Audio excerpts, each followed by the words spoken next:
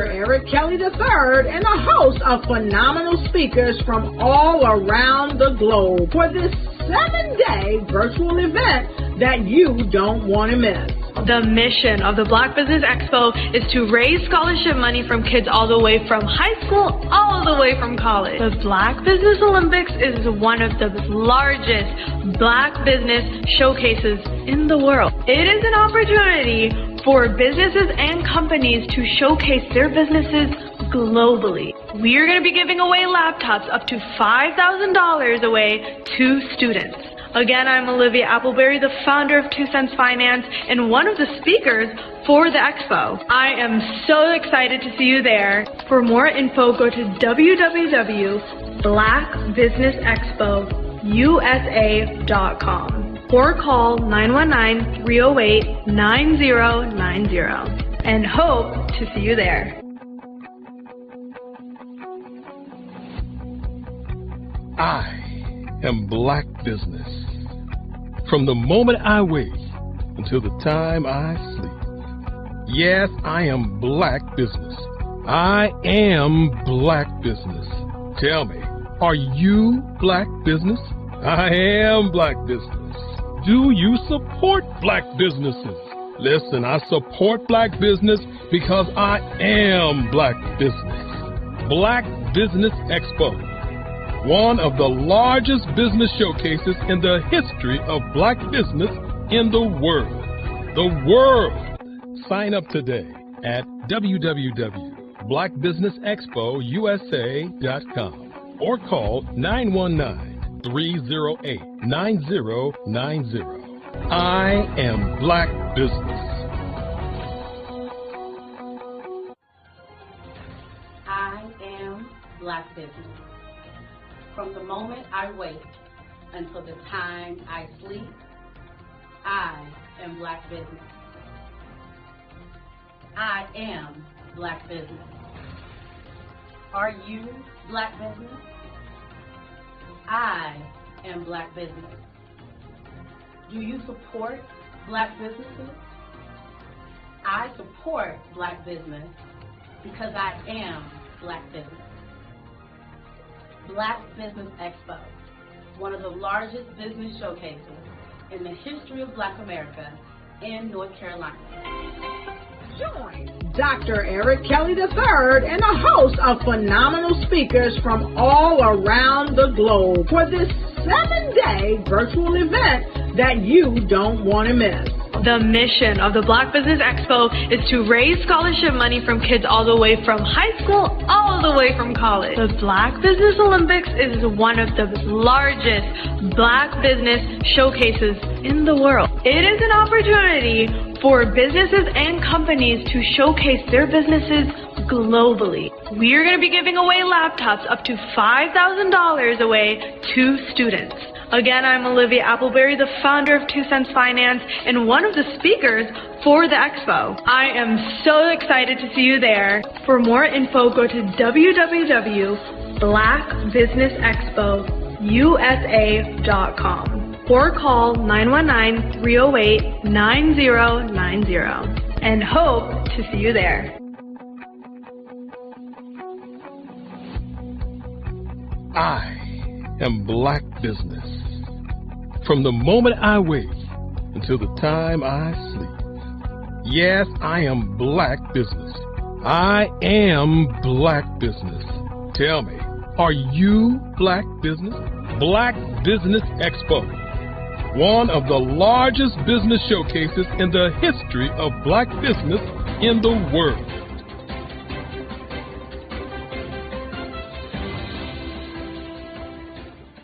Phenomenal Tanya T. Wise, who is here from the great state of Maryland.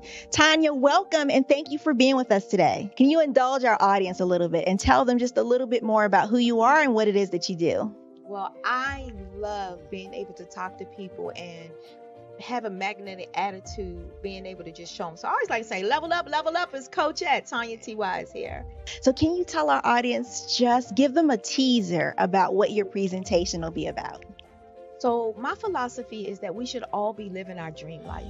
So tomorrow I'm going to talk about how you start living your dream life. What are some of the things that you thought about in your childhood that you just kind of let go and dormant? Wow. And I want to reignite that and just give you some pointers and some tips, some tools, some strategies to be able to start living your best life now. And guess what, Rhonda? And leave an inheritance for your legacy.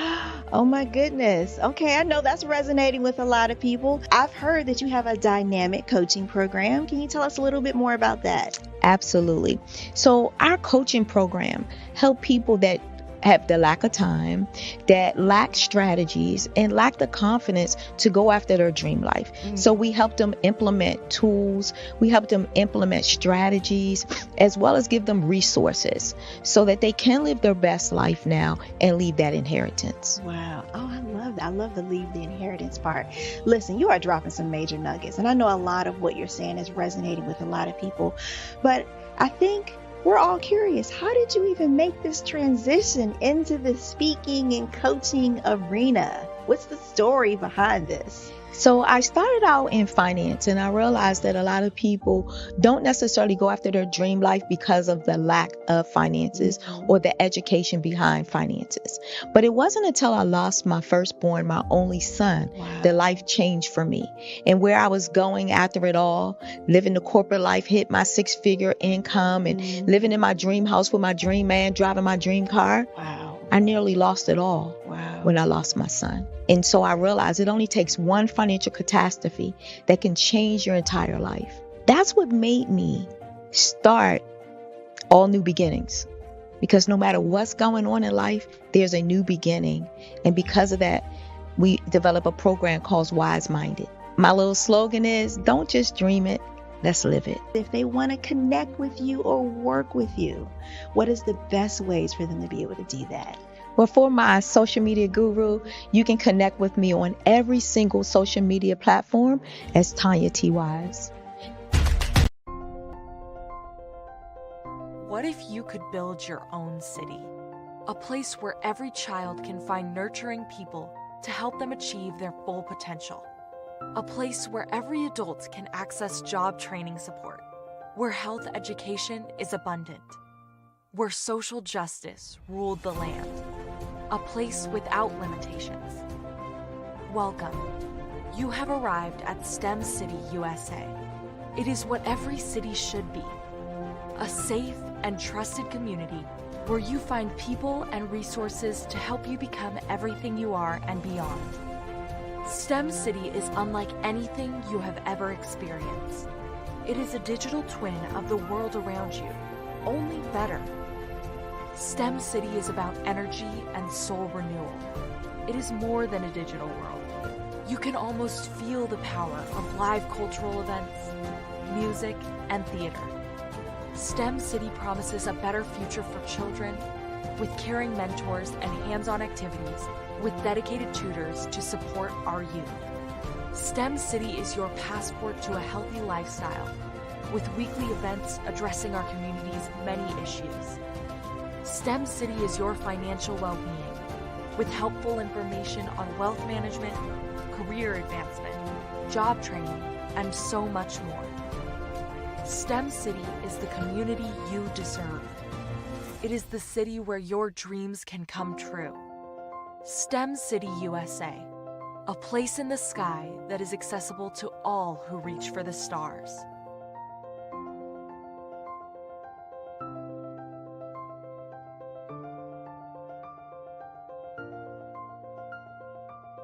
Artist to me is a creative expression of something from nothing. You know, it explodes onto the canvas, or it explodes on in my work. One of the things that I try to do more than anything is I try to just give the lines and the movements and emotions and the expressions into to what I do. Art really means to me a chance to express how I feel deep down inside. Most of my art begins as a thought that I might have, you know, whether it's sports, whether it's history, whether it's a woman or a man. It pretty much starts as an idea of thought before I get into the actual image of what I'm going to draw. I do a lot of historical pieces. I was a history minor in college, and I love to do history pieces. And a lot of times I'm thinking about history, and then I try to make that history impact you as you look at it. That's one of the reasons I do pictures so large. People ask me, why do I do the pictures so big? And I tell them, I want the piece to impact them as they're looking at it. To kind of dominate them, dominate their space. And most of my pieces I try to do off page. I don't try to do anything that's going to be in those four corners or in a square. And I want your imagination to be a part of the piece that you're looking at.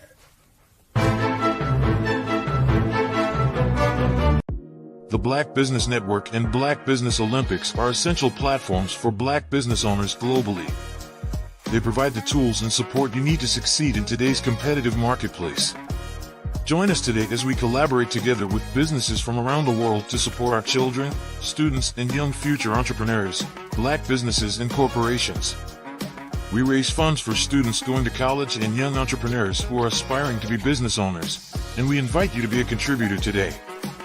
Visit the website www.blackbusinessexpousa.com to connect with and learn more about how the Black Business Network and Black Business Olympics can help you not only share your amazing business story to businesses, but also serve future generations.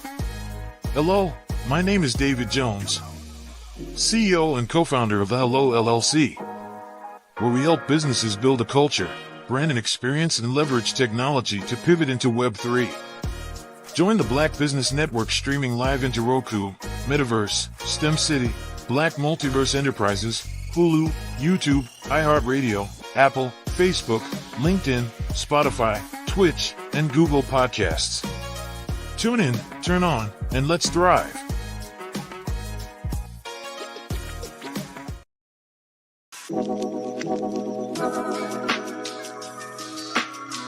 The African company and the African CEO is making a conscious decision to bring on someone external to the continent versus bringing on someone who is from Ghana or Kenya or South Africa. And so the skill sets of the people that we take through our executive leadership training program and ultimately on the placement, obviously have to be extremely high caliber. So what we look for are corporate executives at the vice president to C-suite level, as well as Black entrepreneurs.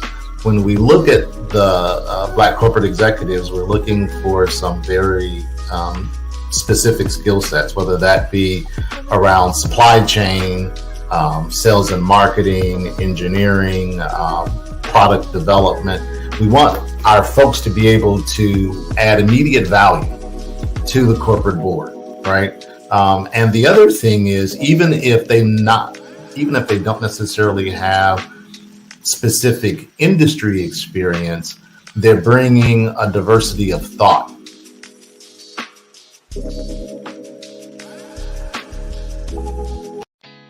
Did you know women represent just 3% of Fortune 500 CEOs and less than 15% of corporate executives at top companies worldwide? Have you wondered what the secrets are to getting into the top ranks, whether in the private or public sector? Do you want to figure out how to stop being held back in your career or passed over for promotion? Then you're in the right place. Hi, I'm Dr. Madeline Ann Lewis, President and CEO of the Executive Women's Success Institute. I have decades of experience in the military, the federal government, and corporate America, and my mission is to help women succeed and tap into their full potential. I want to reach 1 million plus women around the world to become the leaders they are meant to be. So if you want to move into a management or executive level position, or maybe you are a female veteran transitioning out of the military into business entrepreneurship, then reach out to the Executive Women's Success Institute at 301-693-3284. Let us get you on the fast track to success.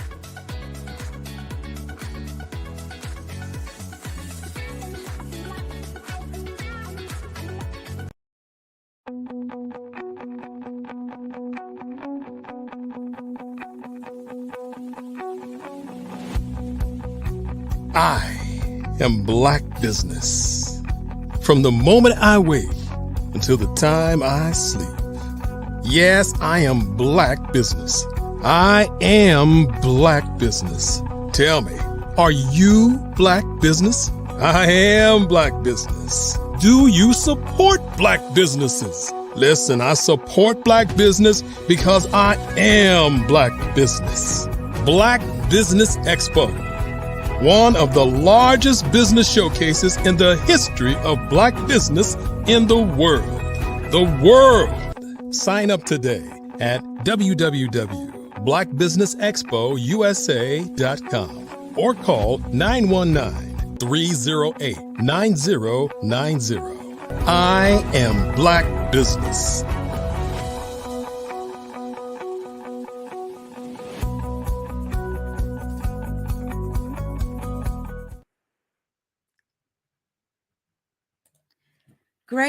Great day, business owners, entrepreneurs, thought leaders, and corporations. Welcome to the Black Business Network. My name is LaShawn Powell. I am a certified event planner and the owner of Eventfully Yours, Shawn, event planning and event management services. I am your business moderator for this evening on the Black Business Network. The Black Business Network is a 24-hour business network showcasing Black businesses, business owners, entrepreneurs, thought leaders worldwide. We have speakers from North Carolina, London, Singapore, Africa, Japan, and cities all over the United States. The Black Business Network is a global community sharing its business knowledge to empower, inspire, and educate businesses about business. Good evening again. Our next speaker is Dr. Steph Ardrey, DBA/JD, CEO. Dr. Steph Ardrey is the founder and CEO of Zenoverse Wellness Group, Inc., a global wellness organization formed to deliver wellness 1 week at a time through its meaty Spa Tales TM strategically located across the Caribbean, United Kingdom, France, and Africa. Current locations are in Jamaica, with UK and African markets opening soon. Her firm is also in the farming space, offering food as medicine, perishable, non-perishable, meal kits, tinctures, and tonics supporting the various wellness protocols. Dr. Ardrey codified her wellness delivery model as WASS/S, also known as Wellness as a Service/Solution. Zenoverse Wellness Group is a timely concept that was initially conceived when Audrey was just 14 years old. She imagined a wellness center. It is my honor and pleasure to present to you Dr. Steph Ardrey. Hi, LaShawn. How are you today? Hello, doctor. How you doing? I'm doing very good. Happy to join you this afternoon or early evening, depending upon where you are in the world. Yes, absolutely. Thank you for being here. And this evening, we're going to do what we call a fireside chat, where I give you a series of questions and you respond to them. You ready? Okay. Yes, that sounds like fun. Let's go. All right. So, Dr. Ardrey, my first question to you is, can you tell us about the inspiration behind founding Zenoverse Wellness Group, Inc., and the concept of delivering wellness 1 week at a time? Yeah, absolutely. Well, so my true inspiration is a result of my mom. My mother, we bought our house when I was 9, and she at that point was going to learn to cook. And she decided that she wanted to learn to cook in such a way that would ensure that I wouldn't have the typical chronic conditions that a lot of times people develop. So my elementary school was having a book sale, and I remember my mom bought 2 books. She bought a soulful cookbook, and she also purchased a book called Back to Eden. And it was back to Eden that she began to really learn about herbs and all kinds of things. And I was teased, my family said I'm so foo-foo because I don't cook many of the so-called traditional soul food dishes. And if I do, they're not made the way that they used to make them, right? They're a healthier fare for sure, and it became my philosophy that I needed to cook food that was good for you, looked good to you, and tastes good. So I couldn't compromise on any of those flavors, but I still wanted to deliver those outcomes. Well, tragically, even though my mother had the best intentions about, holistic care, and she had a wealth of books that she studied. Another one of her books was called Holistic Health. I mean, I have a whole library of my mom's books. The reason I have her library is tragically, she took a nap at the young age of 48 and had a brain aneurysm and died. And so that let me know how serious, life is, and how even with some of the best intentions, the stressors of life can take you out. And so I began to find myself on a path similarly with high stress, and really wanted to make sure that I sort of reset my intentions and said, as a real estate developer, and as I began to mature, I wanted to set my life. What will my life look like? I told my son, I want to make sure that I have the most healthiest experience in my later years. So what could I do to get back on track? Because I had fallen off track myself just with all the stress, long commutes, and all of those things. And so I began to, revisit my business plans around this wellness center. And it was COVID that put us on hold and allowed me to go to Jamaica. And it was there that I met Dr. Aubrey Oliver, who's a functional medicine physician. And so he was working on wellness and I was working on wellness, and it looked like, let's put our business plans together. And it was really me asking him, if we only have guests that come and they think they're well, and that's fine, what's the minimal amount of time that we can have them spend with us so that we can, make an improvement on their life? And he said, about 7 days. And so that's when I started working on codifying what a 7-day wellness program would look like and feel like, and the type of experiences that people could have within that timeline. Okay. Listen, I'm impressed. I love your journey. I love how you was in the right place at the right time to collaborate, with your partner and put your business plans together. That's so awesome, Dr. Audrey. I'm very, very impressed. So congratulations on that. Thank you. I think it really was, you set sometimes intentions. And that was one of the things that my mother encouraged me to do very early. I always was interested in business. In fact, I had set the intention for this business around 9. I used to play business, and I told her I was going to be an international business tycoon. And she said, okay. And even though she didn't know exactly how it was going to all take shape, one thing that I realized is that I'd gone along the journey, had built businesses, had exited those businesses. And after her passing, the year after her passing, I became a mother myself.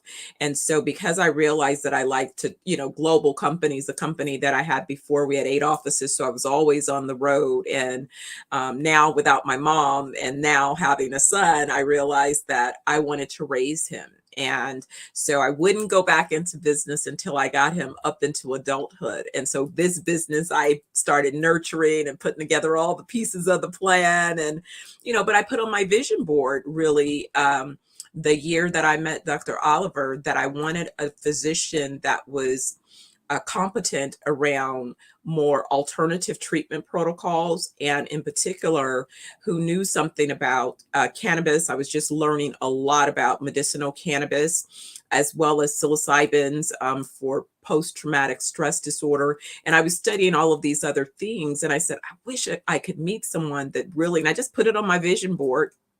And lo and behold, later that year, I went to a meeting that I really wasn't even a guest invited to, didn't know the topic of the meeting, but that's where we met, so I know that there's divine intervention when you set your mind to an intention that is for the greater good. Absolutely. Them vision boards are powerful. I'm telling you, they are Yeah. powerful. Yes. Yes, ma'am. All right.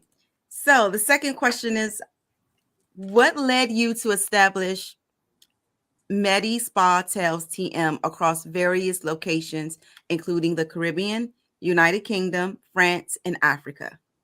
And that's great. And so what happened is along my journey as a real estate developer, and I've always had, a vision. I've been a visionary. In Before I entered the space, I knew that I wanted to be a mixed use real estate developer because I saw the benefit of urban markets. And I knew that it was important that when you develop, so I was an urban infill developer. We specialized in luxury apartments, big luxury, exclusive apartments in upscale market rate communities. But I saw an opportunity to, development. You always are going to be redeveloping communities because when you look at migration patterns and things of that nature, at one point downtowns are popular and in vogue, and sometimes then people move on to the suburbs. But then I noticed that the boomers, as they became empty nesters, wanted to be closer to activities, entertainment, and all of those things. And so it was 2010 when the financial markets in the U.S. began to collapse around residential housing. There was a big brouhaha, if you will, in terms of what had happened. And at that time, our core business was around. I was with an organization where we had strip centers, malls, and we were converting them. I was subdividing the airspace to create condos. And the markets had dried up. And so nobody wanted to put money in housing at that moment. So I found myself basically out of a job. And I thought about it and I looked at my other colleagues. The friend of mine was an architect and did a lot of hospitals and stuff. And I said, I don't really want to do hospitals, but I do need to do something that has a medical, connection because the boomers are aging. And they're going to be so I was thinking about, who would my market be and what would be some of their needs. But more importantly, they're one of the wealthier generational cohorts, and they're living longer and all of those things. And so I started putting together this idea of what would a medically supported kind of environment without being really medical per se, or where would I want to go if I were going to heal? And I said, it's definitely not a hospital. So I started to create what would a Medi Spa Tale be? And so I designed my own asset class. And I remember going to a hotel developers conference and kind of talking to some of the other brands and realized that I was ahead of the curve, that hotels were going to begin to create new iterations of their properties where they weren't it's not just a Marriott, it's not just a St. Regis, but it's themed around a lifestyle. It's themed around creating experiences. And then my study of wellness resorts, typically around the world, Europe being a huge market for wellness resorts, I said, aha, I have my own interpretation of how I would deliver those particular solutions. And so that became, my desire is to extend life, extend wellness, where basically you're having a good time. So, like the traditional person, if you go and book a hotel because you're going for a convention or what have you, why not have healthy options, a whole cleanse, detox, meditation, and all of that integrated as part of your experience as well. It's fully immersive. And you leave that place having gained whatever the thought leadership is that you're pursuing, but you also feel better. So that was the real thought and impetus behind this idea. And Jamaica became obvious because that was the first place that I noticed my significant healing and just where it sits in the world. And I'm like, oh my God, there's something about Jamaica that, I can't bring to you. I have to bring you there, but you have to have the full experience. Okay. Well, listen, I haven't been to Jamaica yet, so maybe this would be a pathway for me to get there. Absolutely. Well, let me tell you, I'll just give you a forewarn. Everyone that has come, they're not even there 24 hours before they're booking their return trip. And actually, my last folks that arrived about a few weeks ago, the lady, she was on her way from the airport. She's like, I'm moving here, Dr. Steph. I'm moving here. Yes. I love it. And I said, exactly. I love it. It's a best kept secret. We think it's the true Garden of Eden for real. I love it. I absolutely love it. I love the work that you're doing. And I know we say this all the time, but I generally mean this. Your work actually means something. It actually contributes to the overall wellness of the human race. I mean, because, with all these unhealthy options that we have, and, how we're eating, and how we, lack of sleep, and, not exercising, we definitely need a medi spa. And I love that term. Did you come up with that term? I did. That's a trademark. Yeah, I that's love it. PM. It's trademark. It's my concept. It's my asset class. Yes, Got absolutely. it. Yeah. Okay. Yes, I love that. A medi spa. I love that. Yeah. Okay. Yeah. All right. So the next question is, how do you envision Xenoverse Wellness Group impacting global wellness initiatives? Absolutely. Thank you. That's such a very wonderful question. And so I like to think of myself again, I think it's important. I always tell entrepreneurs, you want to have an idea of an organization that sort of reflects your vision.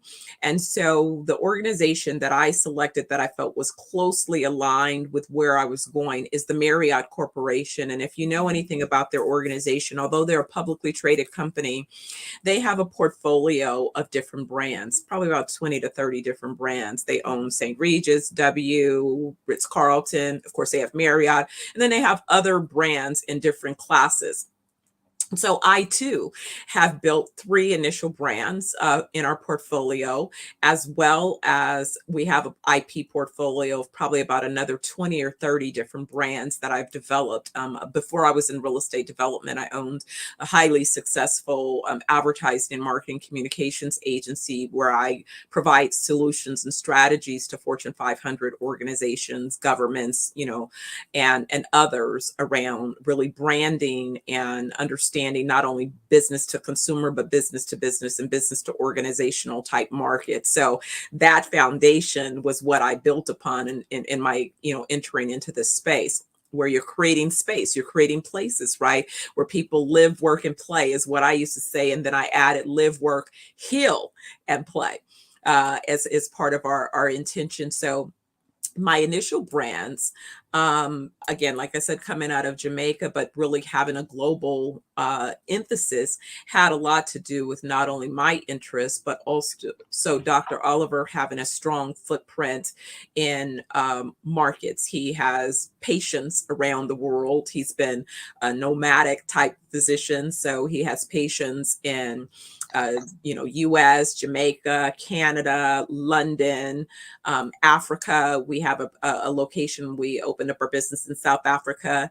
And so, just developing all of those things, but along with it, wanting to make sure that we would have a robust supply chain of truly organic fruits, vegetables, and nutritional supplements, because that's really what I see is void for most people, is that you're consuming highly toxic foods. The SAD diet is just that, sad. And it doesn't take me to say it, just look around. Look around, look around, look around, look around. I've been at funerals, left and right. And it's amazing that most of these people that are checking out are under 60.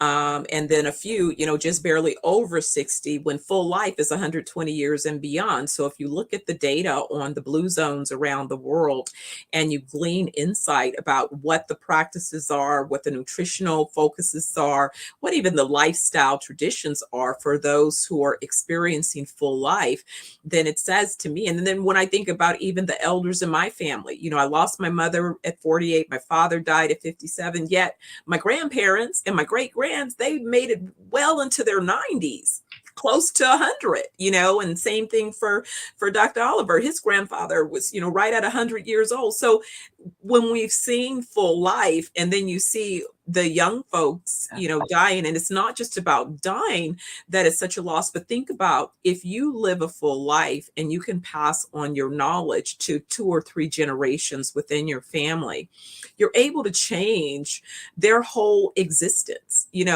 parents serve a function, but grandparents and great grandparents add a significant value to the legacy. So we need to be healthy.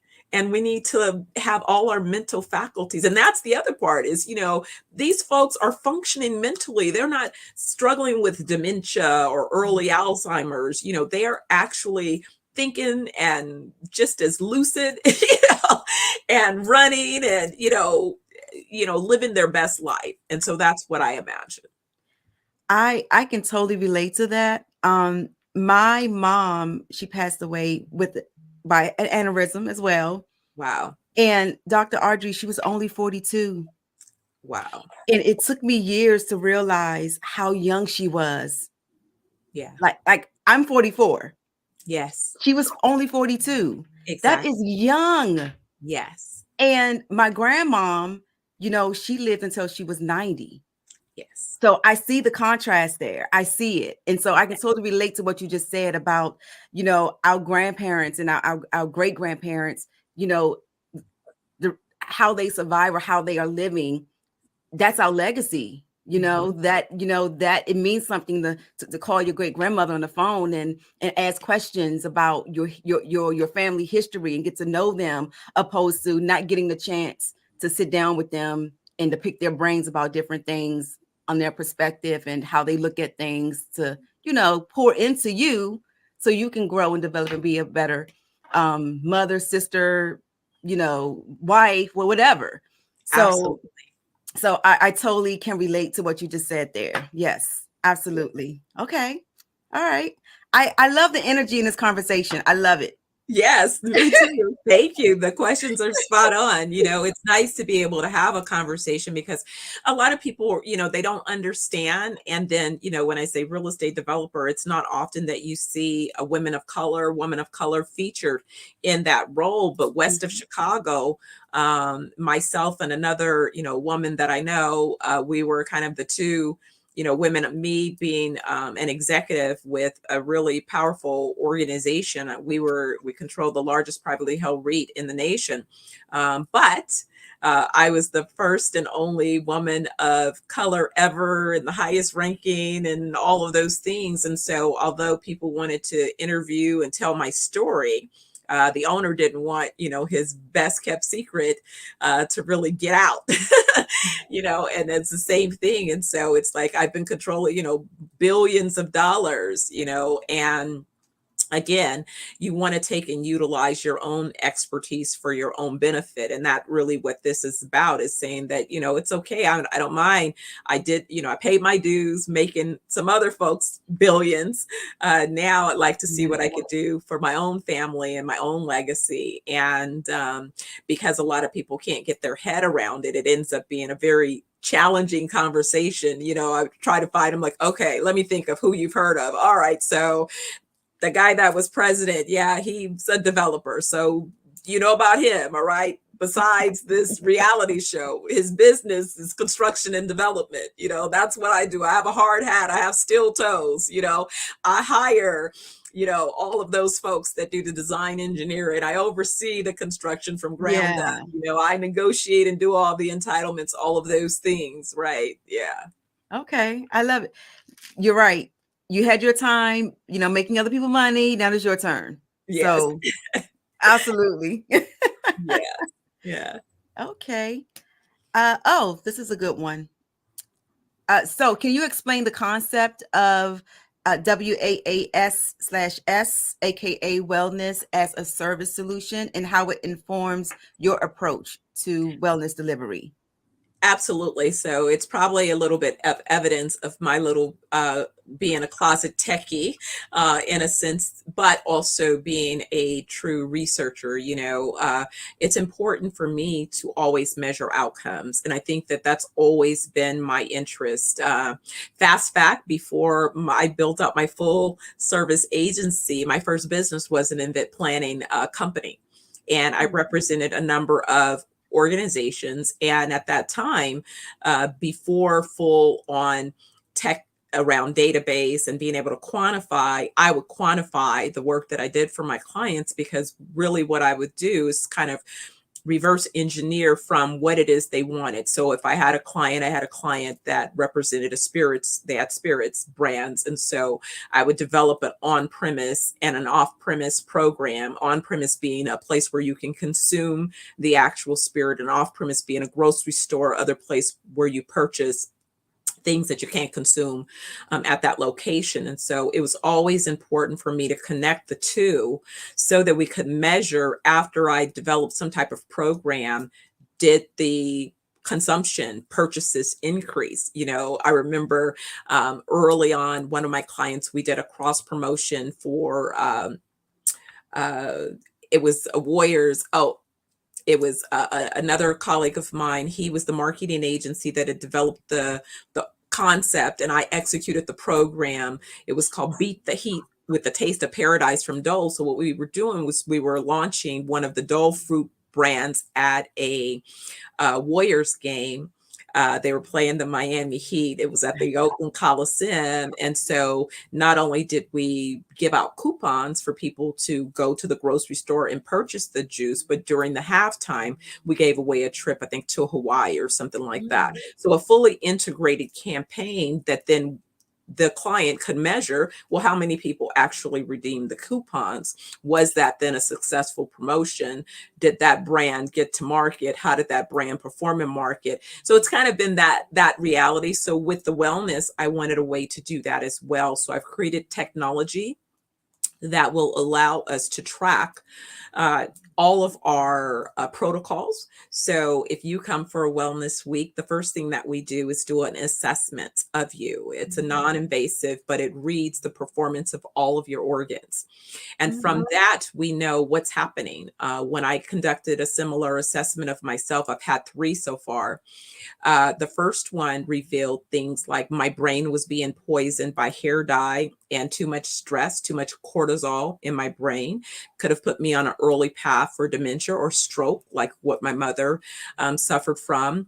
There were, just kind of, thankfully, most of my organs were looking really good, but there were just some areas where I could recognize that I needed to get rid of excess sugar in my system. So we did a detox protocol to remove all the excess sugar, to reset, my body and a number of things. And what I noticed is as I got extra metals and all of those toxins out of my system, not only did I begin to think clear, but I just began to see myself reverse in age and to feel better. I didn't realize that the reason I was having trouble running, for example, my knees it was toxins in my joints. So once we got those toxins out of my joints, now Doc is training me to run in the masters races. So I'm going to be doing 60 meters and long jumps. And I've set the intention to be the fastest woman at 120, in the 60 meter and the long jump, right? But it's just that kind of, idea and energy. I used to play tennis. I can't wait to learn tennis again, and get back out and, run around and have fun. And I'm learning golf. It's just kind of keeping your life active and knowing that you can live up to those activities because of your state of being. Oh, everything you just said is what do you call it, the wow factor, with like all the organs, the state of all your organs. I love that. Twice a year I do a cleanse. It's a detox cleanse, and it's a tea that I have, and it's called a parasite cleanse. So it's like one of the most extensive cleanses that you can do because it hits all of your organs. And I do that twice a year. I try to do that twice a year. That's just my little, goody two shoe type thing that I try to do for, the long-term health of myself. Right. But I know it's so much more that I can be doing. And I know that for a fact, doctor. So I applaud you for even doing it twice a year, because I'm telling you, a lot of people don't have a detox regimen at all. And so, twice a year is great. That's a great, foundational start. There's people who've never detoxed their bodies. Yeah. And it's like, wow, can you imagine just if you think, pipes in your home, right? They eventually clog up with waste. So Yes. if you Yes. haven't flushed them off, those parasites are feeding off of parasites on feeding off of parasites. Yes, You don't know doctor. what's in charge of your body. Yes, absolutely. Absolutely. And it's funny because now I've been doing it for about 3 years now, about 3.5 years, 4 years. But now my body knows when it's time to detox. Like I actually start to crave a detox around the time that I usually do it. And usually I do it around like the end of the winter going into the spring. So around what is it, March, April, I start to crave that detox. And I'm like, okay, you know what? It's April. It's time to go ahead and get that detox. So it's funny how you adjust to different things and how you become, I guess, I don't want to say consumed with, but your body just gets used to things that you repeatedly do, on a consistent basis. So I guess my mind sends those signals to my body. Okay, it's time to detox. It's that time of year to detox. So Absolutely. Well, I applaud you and I want you to continue. And I can't wait till you come to Jamaica because, you're going to have us on your radar too. Yes, absolutely. Absolutely. I definitely want to visit your space in Jamaica. I really, really do, doctor. Wonderful. Wonderful. We'll love to have you. Thank you. All right. So the next question is, what motivated you to enter the farming space and offer food as medicine products? Yeah, so we realized that it was really that, the food supply, because even when I started looking at, and I've always been really, finicky about this, there were certain things that my mother didn't allow me to have. Like, people think it's weird, but as a kid, I didn't eat McDonald's. And so, I did eat some fast food, but it was always like real finicky about which ones, would pass the threshold of acceptability. Mm-hmm. But even those that I consumed as a teenager, what I've noticed is that the food suppliers, is in particular in the US, have begun to mix so many genetically modified ingredients. And more importantly, let's go back to the soils. The soils are so contaminated, not only from the environmental impacts of, waste, of all of these different things that we forget about, that end up, you driving on a freeway and there's a farm on the side. You don't think the toxins from those vehicles are being, received in those plants that are growing, that then you're going to consume in your body. Yeah, it's all happening. It's all of the environment. It's all there, right?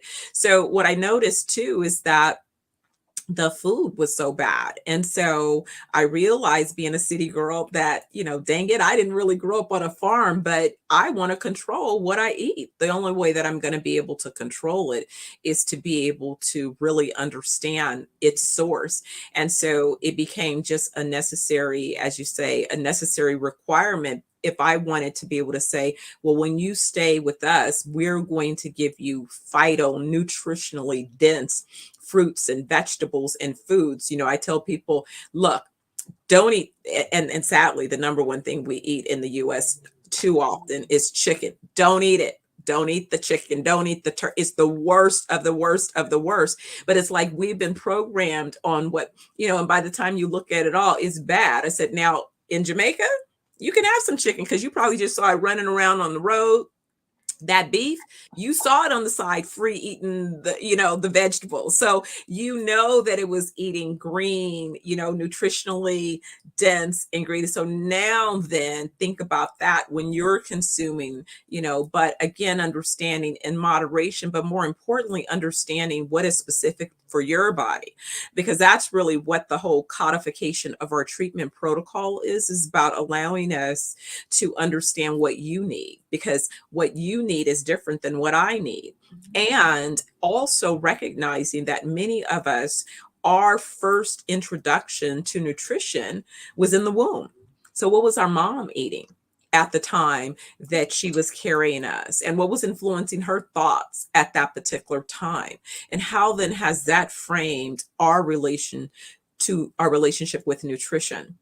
And so understanding that, and that's an individual kind of thing. And so the ability of technology allowing us to both be, if you will, scalable, but also able to personalize your wellness journey based on your particular desires and recognizing your particular needs. And so being able to provide our tinctures, our tonics, and our herbal remedies, which is, a combination of what it is that we rely upon, but we want to make sure that from seeds to souls, we can stand by and certify, the value and the quality of what it is you're consuming.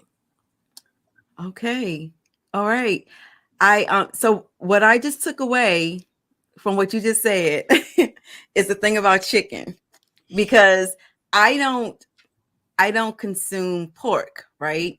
I don't do pork, and I only do beef, like maybe like red meat, like once in a while, but that's not part of my everyday, menu or my everyday regimen. But chicken is something that my family and I consume a lot. So it's worse because it's been so modified, and what we're seeing is sadly a tremendous increase in prostate and other female related conditions, cancer. And it's because the chicken is so full of hormone. Chicken and turkey, like I had replaced beef with turkey. I threw all that stuff out. I remember the first time I walked through even my so-called nutritional supplements. I remember the first time that Doc was going through what I said, these are the things that I was taking a picture of all the labels and basically throw it all out. Throw it all out, because by the time, if you can't read the ingredients, if you have to look up the ingredients, and that's really what he'll look up the ingredient. But what most people don't understand is, even if you understand that it's poison, you don't understand how it's impacting you specifically in your body. And that was the beauty of having his insight. He says, well, that's going to do this, this, and this. Is like, oh my God, I don't want to do that. Wow. To do that.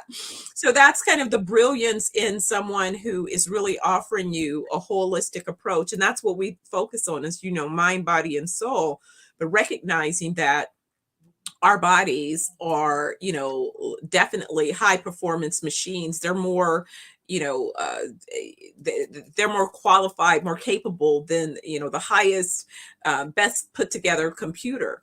But you must provide your body with what it needs in order for it to heal itself. Yeah. Exactly. And to function at its intended level of performance. And so it meant that, we need to be in control of what it is we're consuming. And we need to help farmers who ended up contaminating their soils through the various pesticides and all of those things, find ways to renew those farms and return them to an organic status. Yeah, for sure. I try. I try my bestest to I guess eat the right thing, or not eat as bad as I could eat, be a little bit more conscious of, the options that I have. And no, I don't want this, but I want that.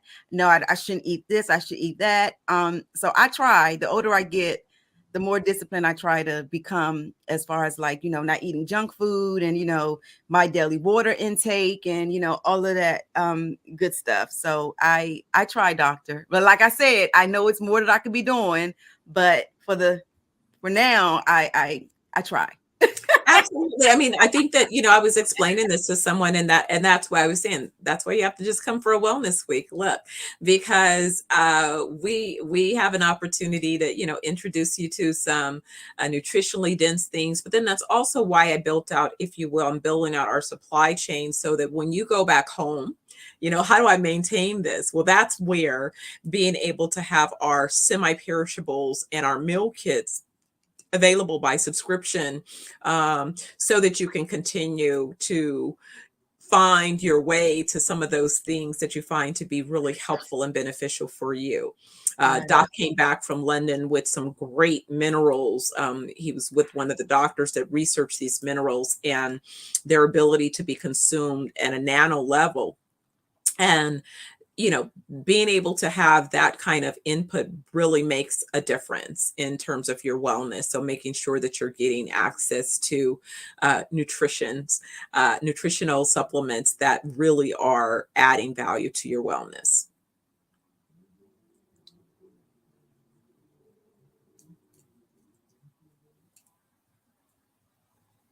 Well, hopefully everyone that's here and listening today and hearing us discuss, the wellness, the idea is just that, thinking about your mind, body, and soul, and how can you, live to 120 and beyond, and what would help you get there. Okay. All right. Awesome. Awesome. Well, unfortunately, that's all the time that we have. But thank you so much for all the information. I am taking away a lot. I really, really enjoyed meeting you. It was a pleasure. And I will be in touch because my husband and I were coming to Jamaica. Okay. Wonderful. I can't All wait right. to have you. All right. All right. Genius is common. See you on the other side. All right. Take care.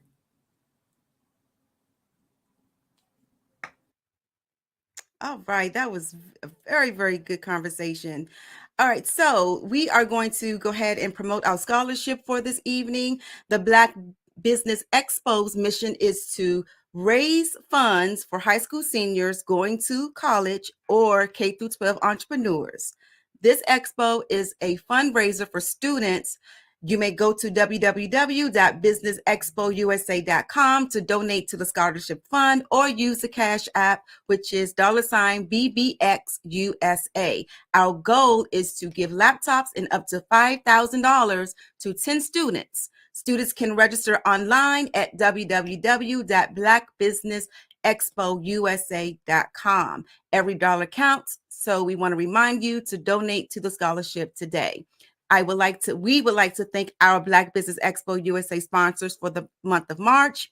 We have NC 100, Moody Capital Partners, Suede Soul, The Hello LLC, Lotus Richey Coaching and Training, Carolina, Virginia Minority Supplier Development Council, Step Management, 5-Star BDM Media, Barbara H. Smith LLC, Margie McLean Foundation Inc., Genius is Common, Earth Essentials, Melaine Shawnee Global, Executive Women's Success Institute, the Quality Coaching Company, Superwoman Business Services, Creative Force Studios, Lee Entertainment, Artistic App Design, and of course, Black Business Expo USA. Genius is Common, and I'll see you on the other side. Did you know that approximately 333.34 million businesses exist today, according to a report from 2021? And you may be one of those businesses, or maybe you're not in the business market yet, but you're aspiring to be a business owner. Well, guess what? You're in the right place at the right time. Because let's face it, everything is about timing and opportunity. Hi, my name is Dr. Lotus Richey, and I'm the CEO and founder of the Lotus Richey Coaching and Consulting LLC, along with the Lotus Richey Ignite Show. 15 minutes of success with Dr. Lotus Richey, as well as books to boom your business and bring who you are. And today, I want to bring this amazing message to you about the Black Business Network and the Black Business Olympics. See, the Black Business Network and the Black Business Olympics is designed to help people just like you, that's right, that look like me, to take their business to the next level. Not just in your front yard or your backyard, but globally. The Black Business Network and Black Business Olympics is designed not to just help you survive, but to help you thrive.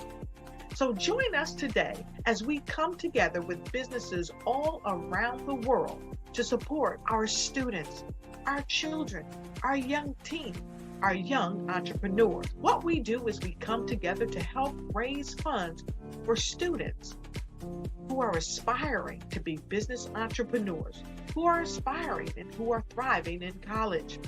We endow them with a wonderful opportunity to gain scholarship of either a laptop, or several thousands of dollars.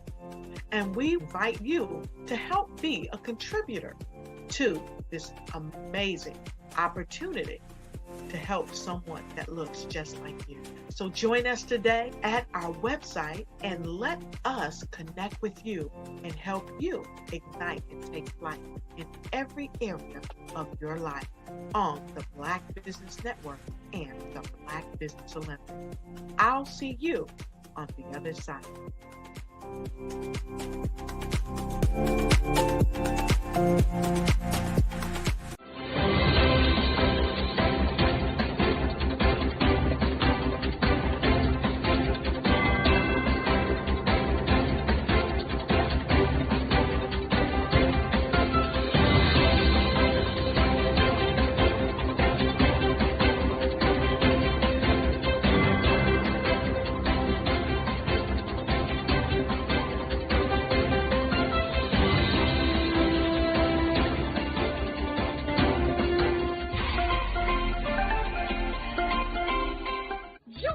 Dr. Eric Kelly III and a host of phenomenal speakers from all around the globe for this 7-day virtual event that you don't want to miss.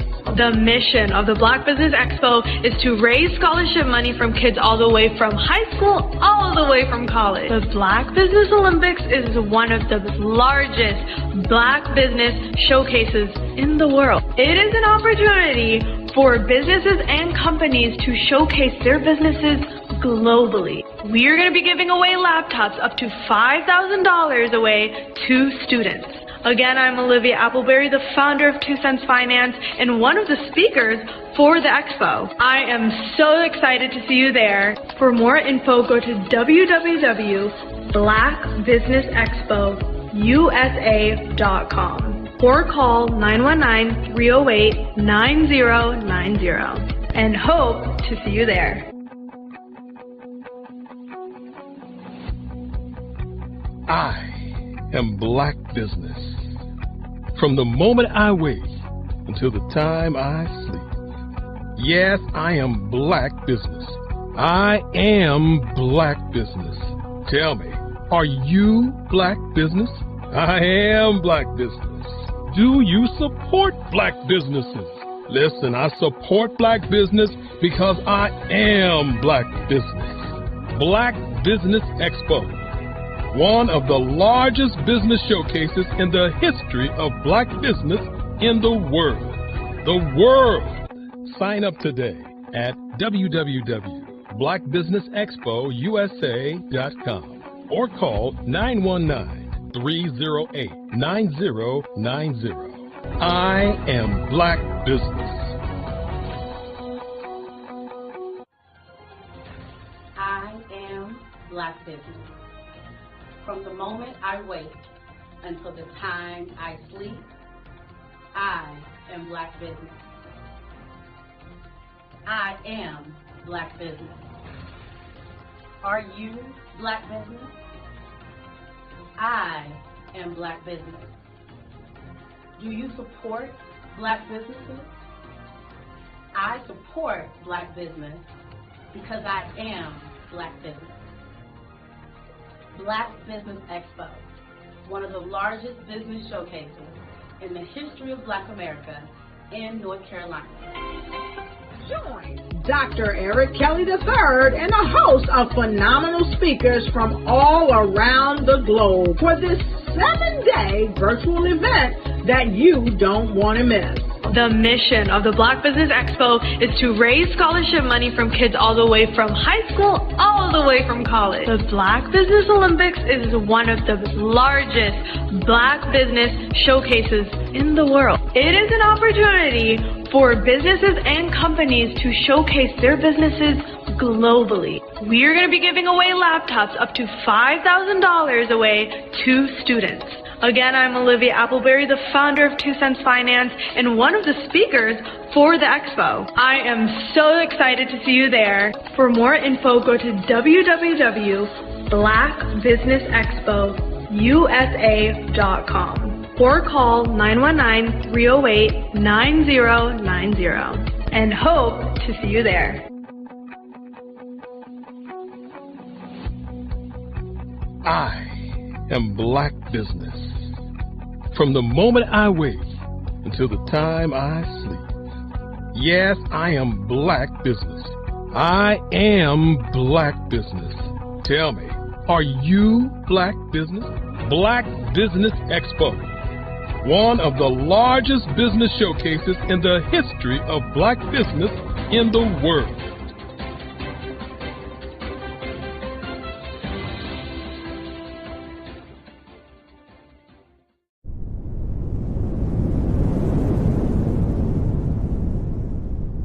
Over the past few years, we've seen the growth of existing and new initiatives focused on financial inclusion, building global networks, and reducing the wealth gap in response to the idea there's not enough seats at the table. Whether their outcomes are to increase the representation of Black executives on corporate boards, ensure an inclusive global economy, or to create new U.S. African commercial pathways, the strategies are often carried out by separate programs. The question is, should they be? With the continent of Africa being home to more than half of the world's fastest growing economies, the youngest workforce, over 400 companies generating more than $1 billion annually, 700 generating more than $500 million annually that are poised for growth, and being the destination of nearly $5 billion in venture capital in 2021. Diversifying U.S. and Africa commercial engagement by building bridges between African businesses and their U.S. diaspora should begin being seen as mutually beneficial. From helping to reduce Africa's enormous capital gap to catalyzing two-way trade opportunities, the COVID-19 global pandemic hopefully has taught us that global challenges and opportunities are more interconnected than we thought. During the pandemic, African companies like Unicorn Flutterwave, insurance provider Reliance Health, ride-hailing app Yasir, and 54Gene, the continent's first bank of DNA on people of African descent, prove that when African companies have access to networks, capital, and information, they grow big, grow fast, and create solutions that are valuable to the world. This is why Be Direct was created.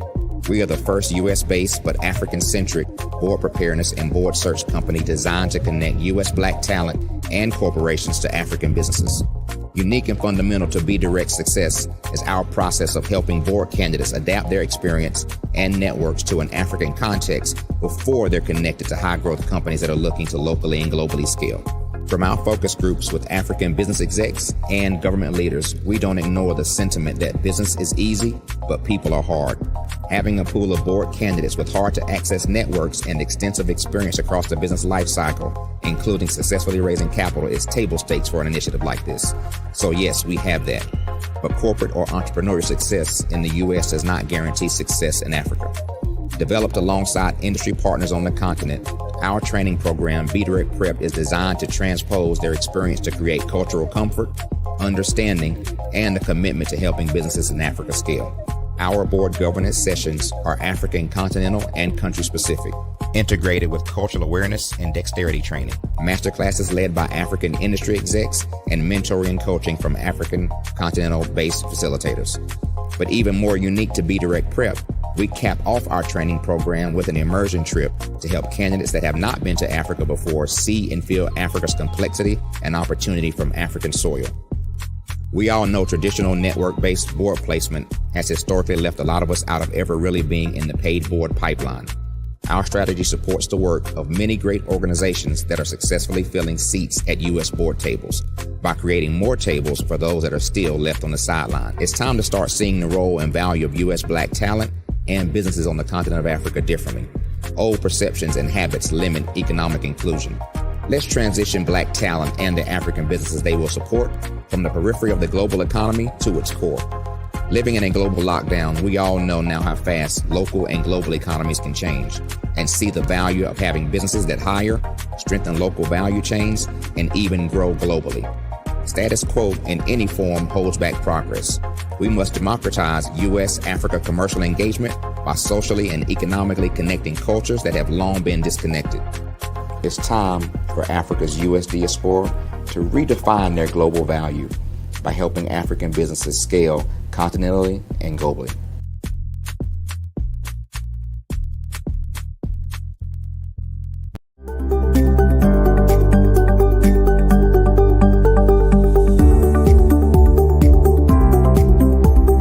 My name is Katie Bennett, and I own Lexicon Presents Publishing. We are a publishing and media company that helps you take your story and share it with the world.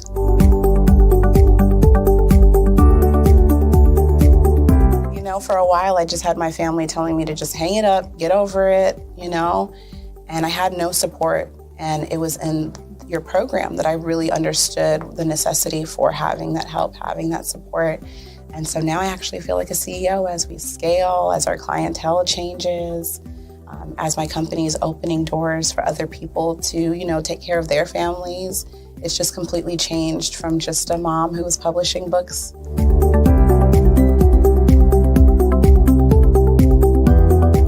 I was at a point where my job, although it was paying really well, wasn't enough. And my business was always in the red, and I was tired of it. And so I came in just hoping to get some sort of help to just not end up in the red every month.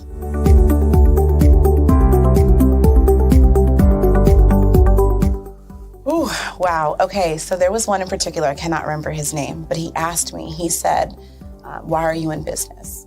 And I told him that I wanted to make a difference and I want to help my community. And he let me ramble on for a while. And then when I was done, he was like, okay, all of those things are great. They make you a humanitarian, not a business owner. And he was the one who told me, he's like, you know, you have this great service and you're offering it at like a great value price. So to someone like myself, we don't know that we're going to get the value of what you're actually bringing. And so that gave me the confidence I needed to raise my price. It gave me the confidence to go after my actual client that I actually prefer to work with. And it really just changed everything for me. I don't think without him kind of giving me that push, I don't think I would have gotten to this point or position.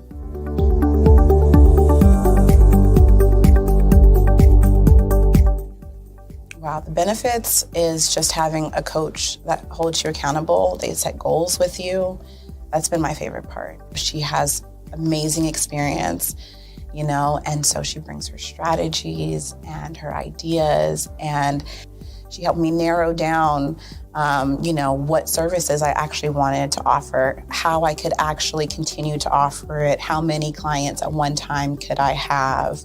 All of the information that she's given has just really transformed my entire company. And so I know I would have never gotten to where I am today and having some of these partnerships that I'm, having now without her help.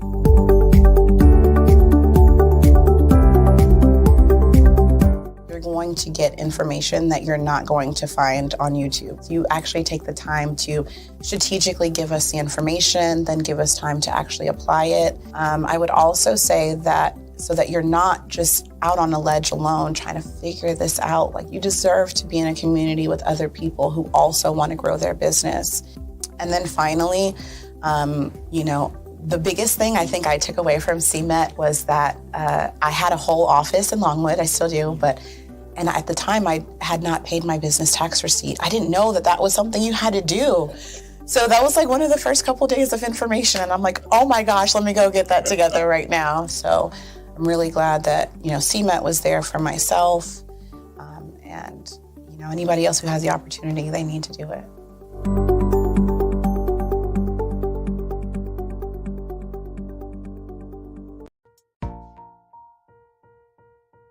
Have you ever seen a parent stressed out and needed a stress reliever with their child? One morning I was coming out of a store and saw a mother and her 3 or 4-year-old son. She was highly upset, actually beginning to yell at him. However, the more upset she became, it seemed the calmer the child became. He sat down on the sidewalk, crisscross applesauce, folded his arms, and looked up at her with a smile. You see, the angrier she became, the calmer he became, because he had the control of the situation. Hi, I'm Frizelma Lynn. I am the CEO and founder of Frizelma Teaching Parents, LLC. I'm a retired teacher, school district administrator, an author, speaker, and I am the parenting 911 coach. My mission is to rescue families by equipping parents with proven, effective, and practical strategies to enhance their parenting skills. Many times we as a society expect parents to teach, train, and raise their children without providing the necessary tools they need to accomplish this. However, parenting issues cannot be resolved without intervention. Therefore, Frizoma Teaching Parents has provided coaching programs, digital courses, and live webinar trainings to provide step-by-step research-based parenting strategies, even for parents whose children are disrespectful, defiant, for those who have been diagnosed with ADD and ADHD, and even for parents of adult children. No longer will you have the need to feel like you are a failure as a parent. You'll now have the tools needed for each situation. Trust me on this one. Go to www.parenting911.org. Book a 15-minute strategy session with me or choose one of the coaching programs. Our training helps parents relieve stress.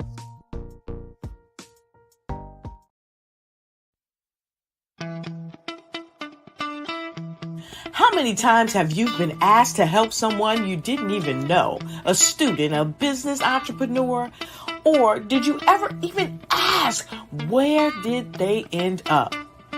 That business, that friend, that entrepreneur. Well, just maybe they ended up in a gang, bankrupt, homeless, or worse, dead. Maybe they turned to crime, drugs, and alcohol. Did you ever wonder? Did you destroy their dream, or was your life always so easy?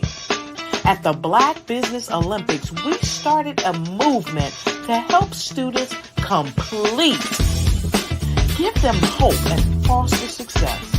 Help them to leave their dreams of providing laptops, computers, and up to $5,000 in scholarship funds. Today, we ask you to help a student, a business owner, or an entrepreneur to realize their dream by sponsoring them, supporting them, and buying from them. Consider this. With $1.6 trillion in our Black community, we only ask for a small donation for our students, our businesses, and our entrepreneurs. And you can change a life today. So I ask you, what are you going to do? Sit on the sideline and watch our students in high school be losers, miss out on their dream from lack of resources? Or are you going to donate to the movement and change their future and yours as well? Give us a call today at 919-308-9090. Change their life by investing with action to the Black Business Olympic Fund. The Black Business Olympics, one of the largest business showcases of Black business in the history of the world.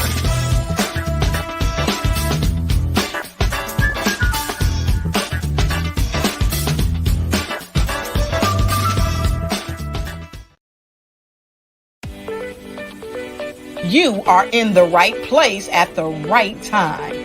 The Black Business Network opens again for its Black Business Olympics, a 24/7 broadcast on business, strategies, global branding, social media marketing, finance, advertisement, and much more.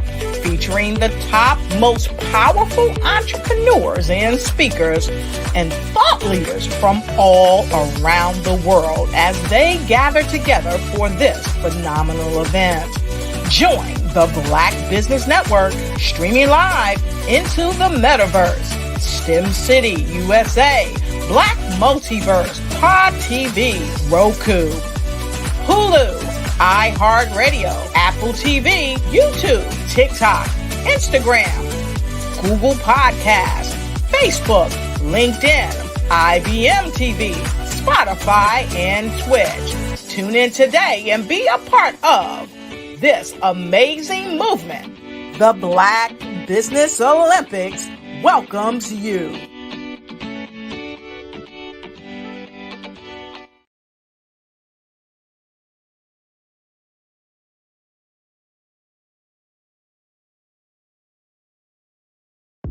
The Black Business Network and Black Business Olympics are essential platforms for Black business owners globally.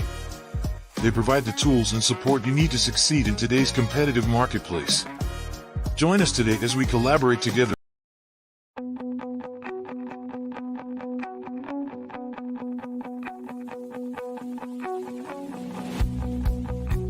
I am Black Business. From the moment I wake until the time I sleep. Yes, I am Black Business. I am Black Business. Tell me, are you Black Business? I am Black Business. Do you support Black businesses? Listen, I support Black business because I am Black Business. Black Business Expo, one of the largest business showcases in the history of Black business in the world. The world! Sign up today at www.blackbusinessexpousa.com or call 919-308-9090. I am Black Business.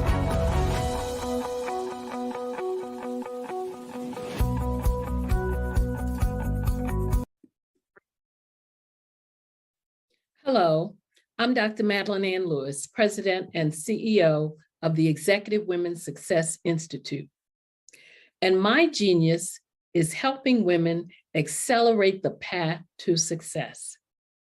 You know, I was blessed to have strong women in my life who encouraged, motivated, and pushed me to do my best and to never even think about giving up on my dreams. So I say to women, we must show up to rise up. We have talents and potential, but who will see them if we don't speak up and get noticed? I know that women are a tremendous resource on this planet, and there is nothing more fulfilling than helping a woman tap into her full potential. I do this because I want to be a part of helping as many women as I can to show up, to rise up. I do this because genius is common.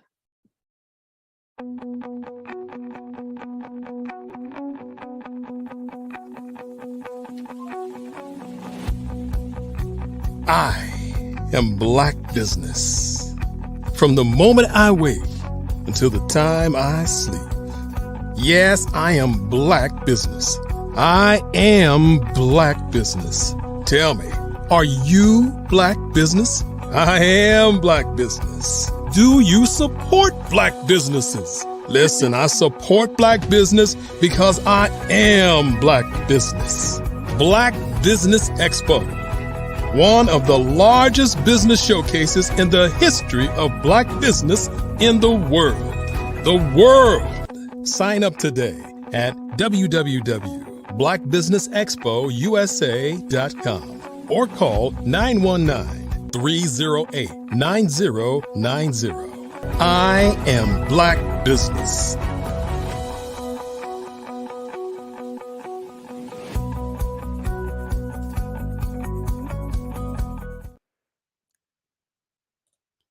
Hello, hello, hello. Great day to all my business owners, entrepreneurs, thought leaders, and corporations. Welcome to the Black Business Network. My name is LaShawn Powell. I am a certified event planner and the owner of Eventfully Yours, Shawn, EYS, Event Planning and Event Management Services. I am your business moderator for this evening on the Black Business Network. The Black Business Network is a network is a 24-hour business network showcasing Black businesses, Black owners, Black business owners, entrepreneurs, and thought leaders worldwide. We have speakers from North Carolina, London, Singapore, Africa, Japan, and cities all over the United States. The Black Business Network is a global community sharing its business knowledge to empower, inspire, and educate businesses about business. Fortunately, I am your next speaker. Again, my name is LaShawn Powell, and I am a certified event planner. I am a seasoned office administrator with over 20 years of experience and an associate's degree in business administration.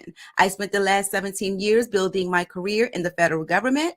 Originally, I am from Washington, D.C., and I now reside in Upper Marlboro, Maryland, with my wonderful husband of 21 years and our two beautiful boys.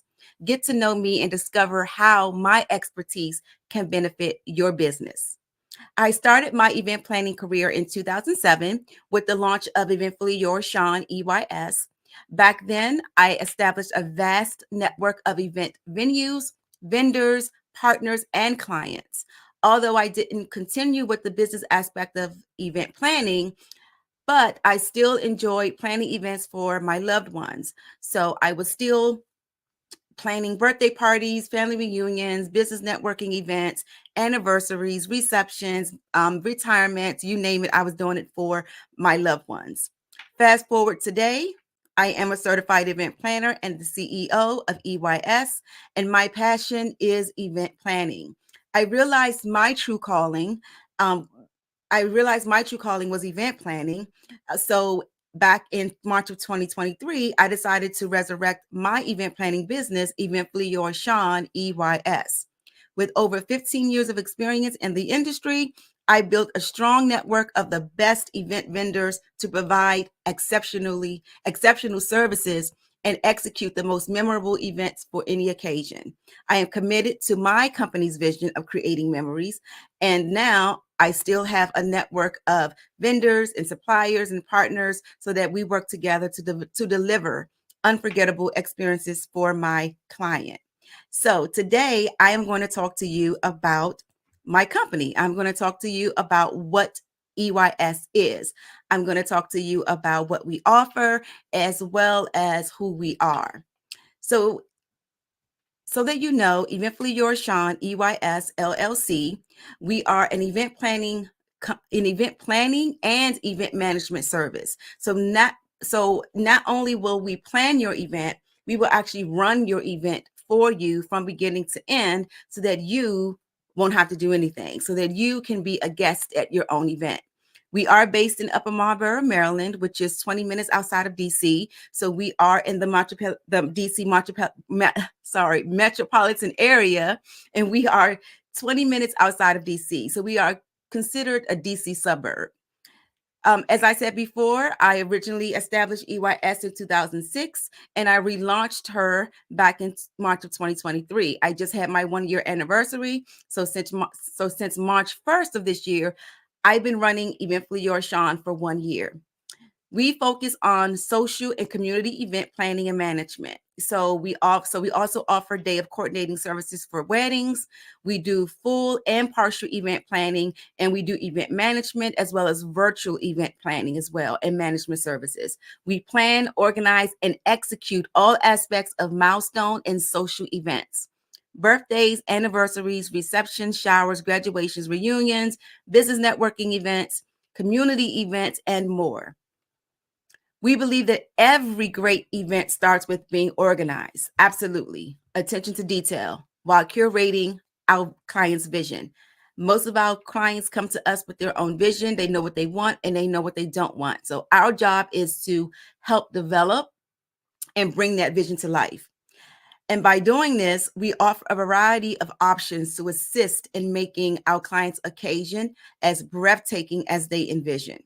Our mission is to provide an exceptional client experience while making everyone feel valued, celebrated, and relaxed.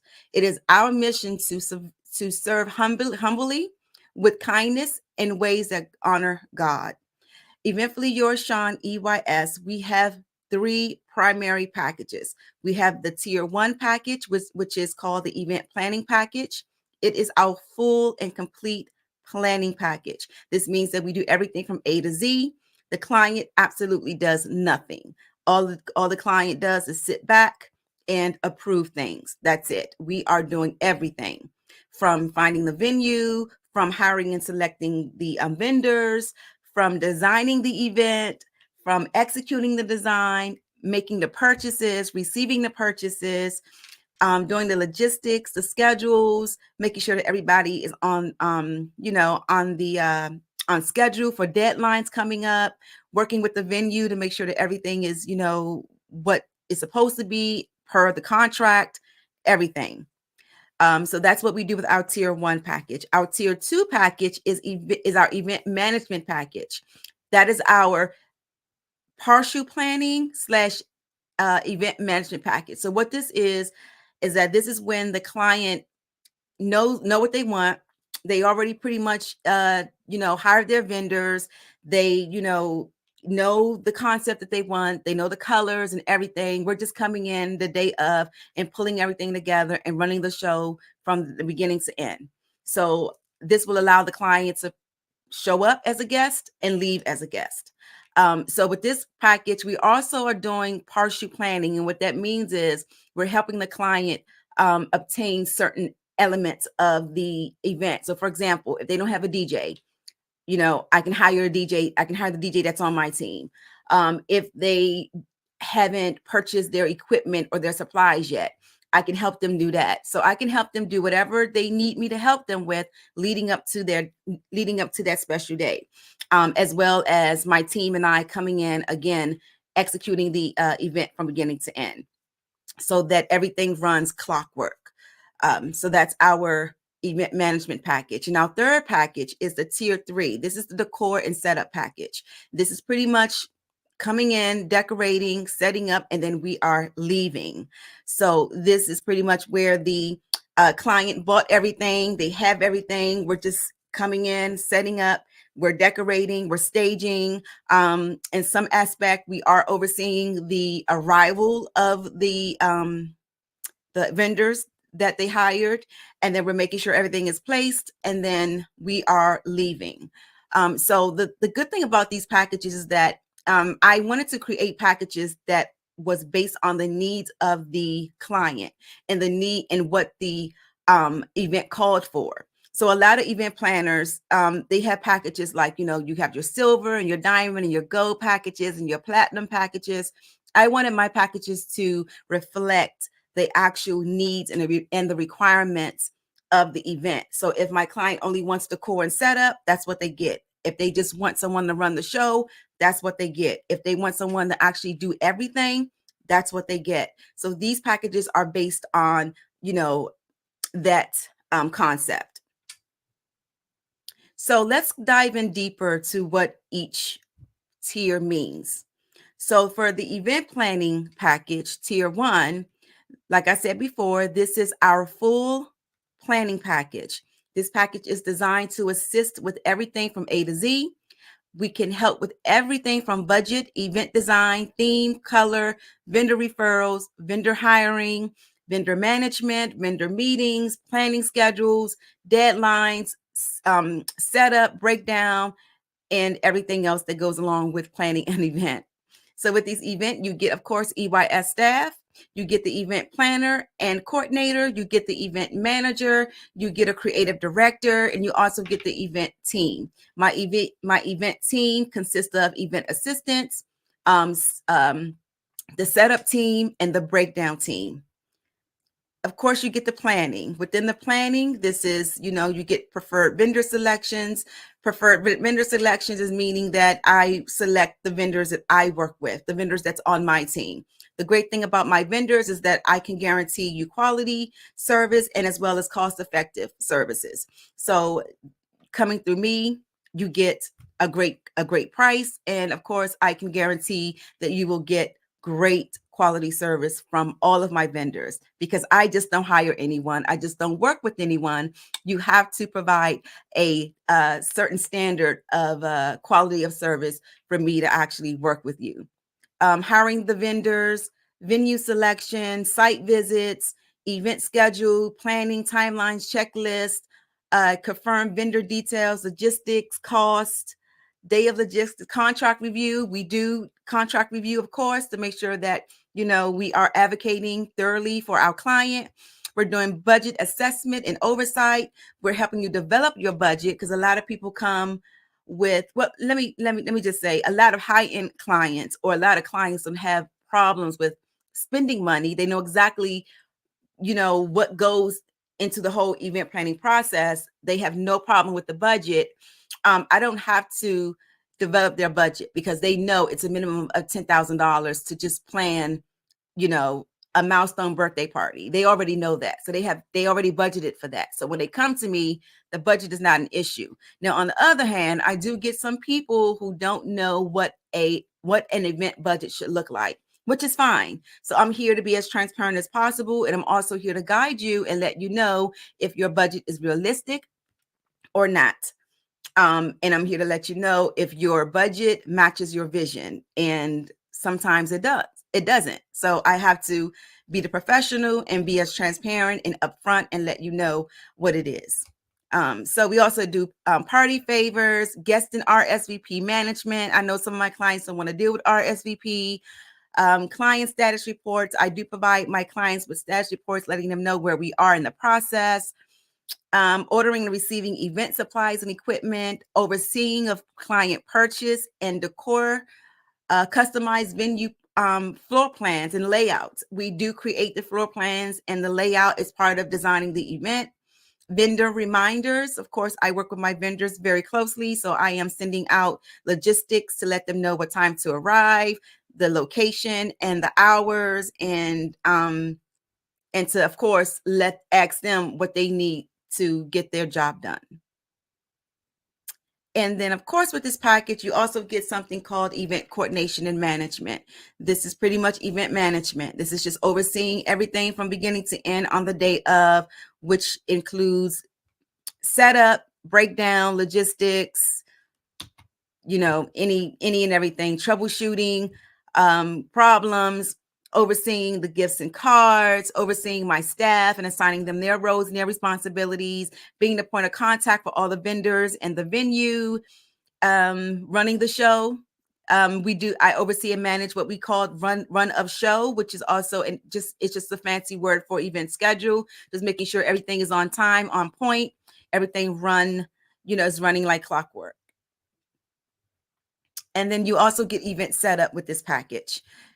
Event setup consists of things like all of the tables, right? You have your guest tables, you have your guest of honor tables, you have your food stations, you have cake tables, centerpieces, decorations, card tables, gift tables. I mean, any and every table that you can think of at an event, we're responsible for setting that up, which means physically setting it up and also decorating it.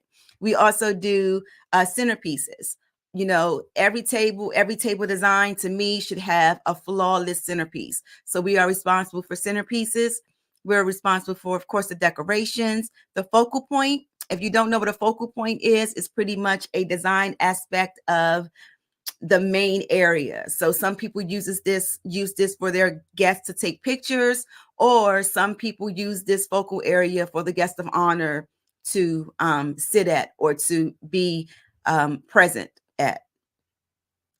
Tables and chairs, table signage, rental furniture, pretty much everything.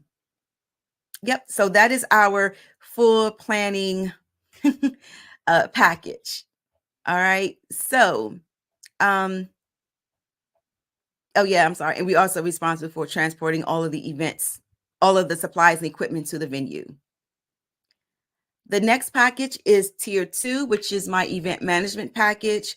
This again is just the partial planning. We just come in and we just run the show from beginning to end. We're the first people to show up and we're the last people to leave. This package allows my client to show up as a guest and leave as a guest.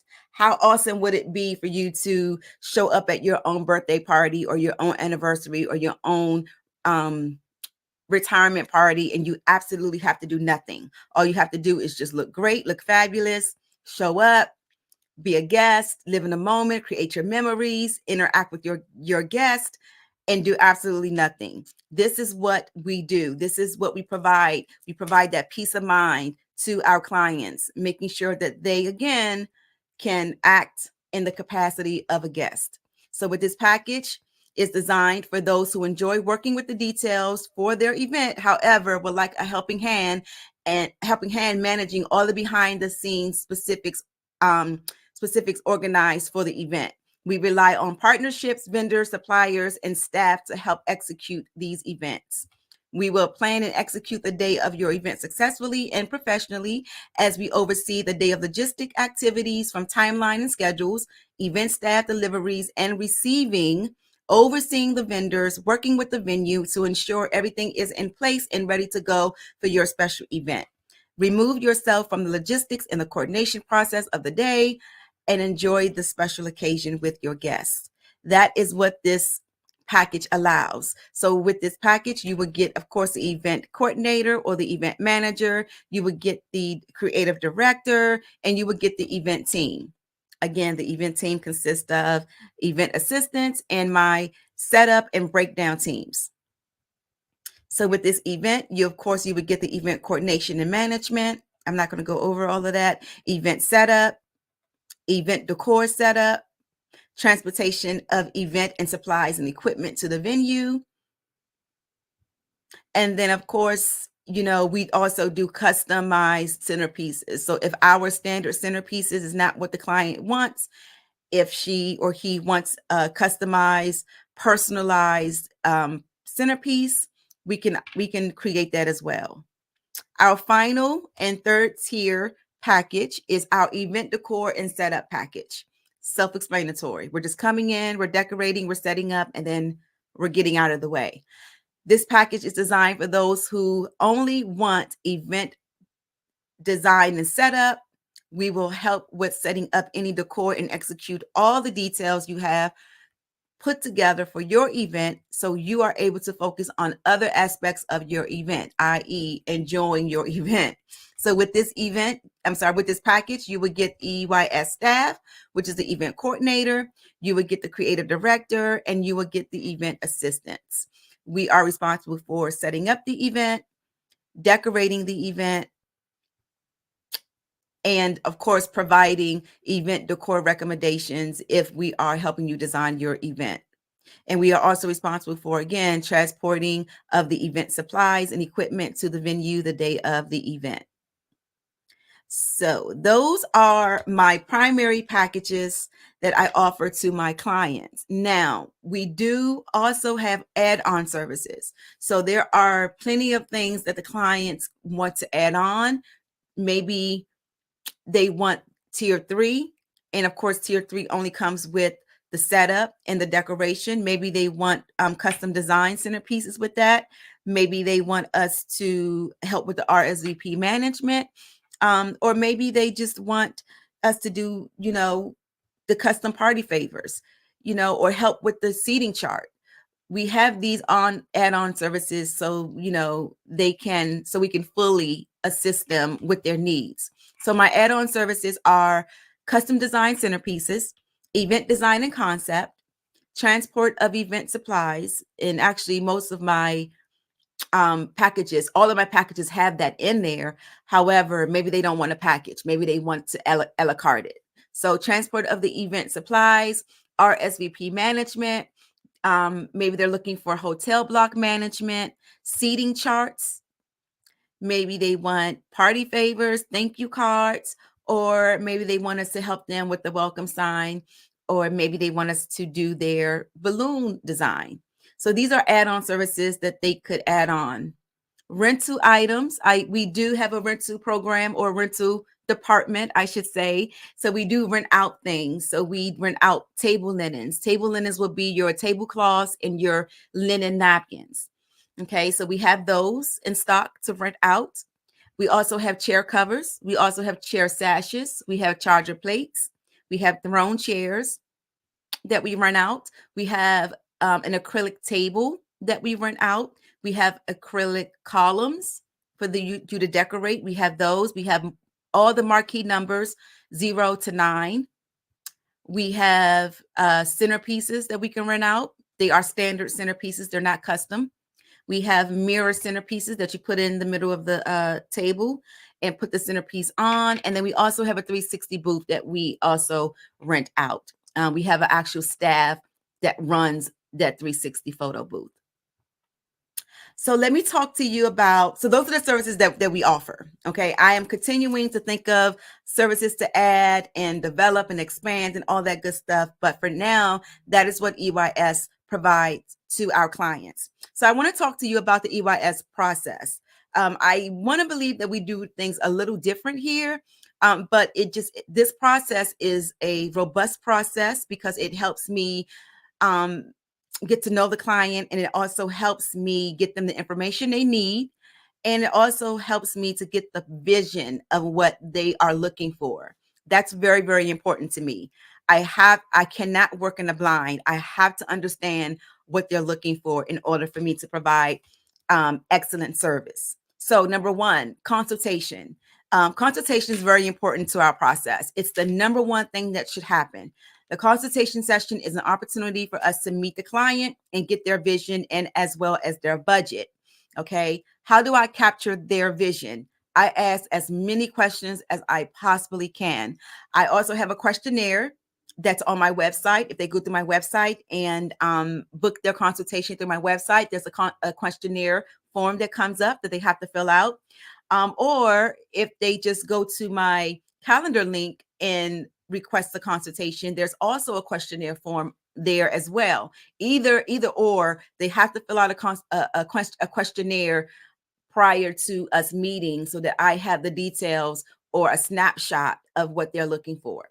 So my questionnaire encompasses questions like type of event date, time, location, venue, number of guests, demographics, guest of honor, budget, event color, event theme. I'm asking them, have they hired any vendors? If so, which vendors they hire? I'm also asking them 2 important questions. What are your top 3 must-haves for your event? And what are the 3 things that you do not want for your event? I'm asking about event ideas. I want them to give me as much information as possible of their vision. I want every single detail that they could think of. And then, of course, what event planning services are they looking for? In other words, what prompted them to actually seek out an event planner?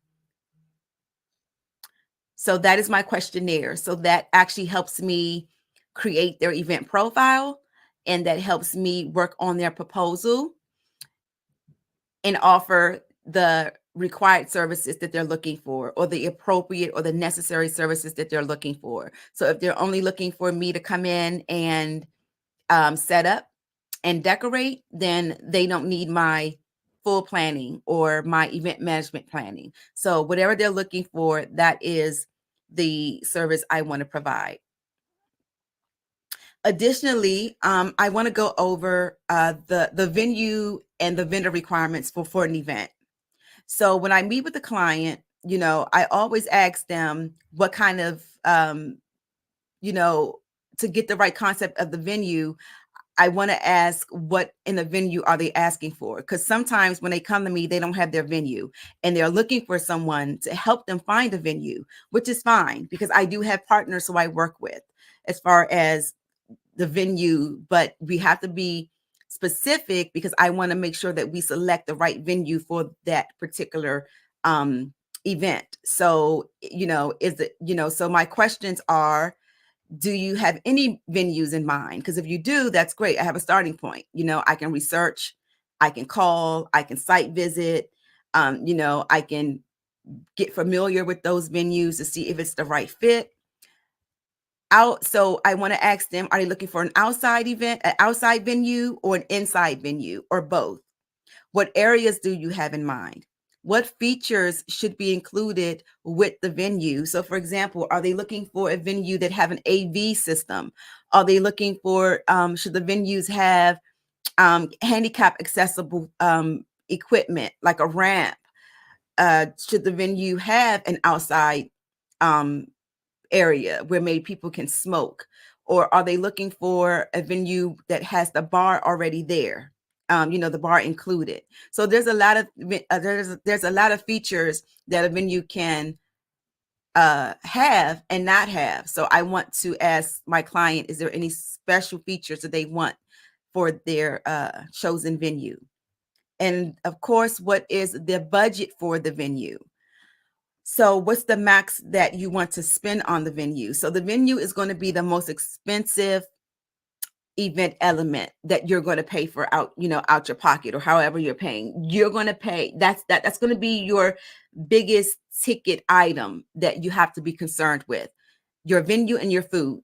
So venues nowadays, and especially in the area that I am, you're looking at, for a great size venue, a luxury or elegant venue, you're looking at a minimum of $3,500. That's a minimum of a $3,500 for the venue itself. So again, being a professional, I have to be transparent, and I have to be upfront as I can possibly be, to let the client know, what the budget should look like.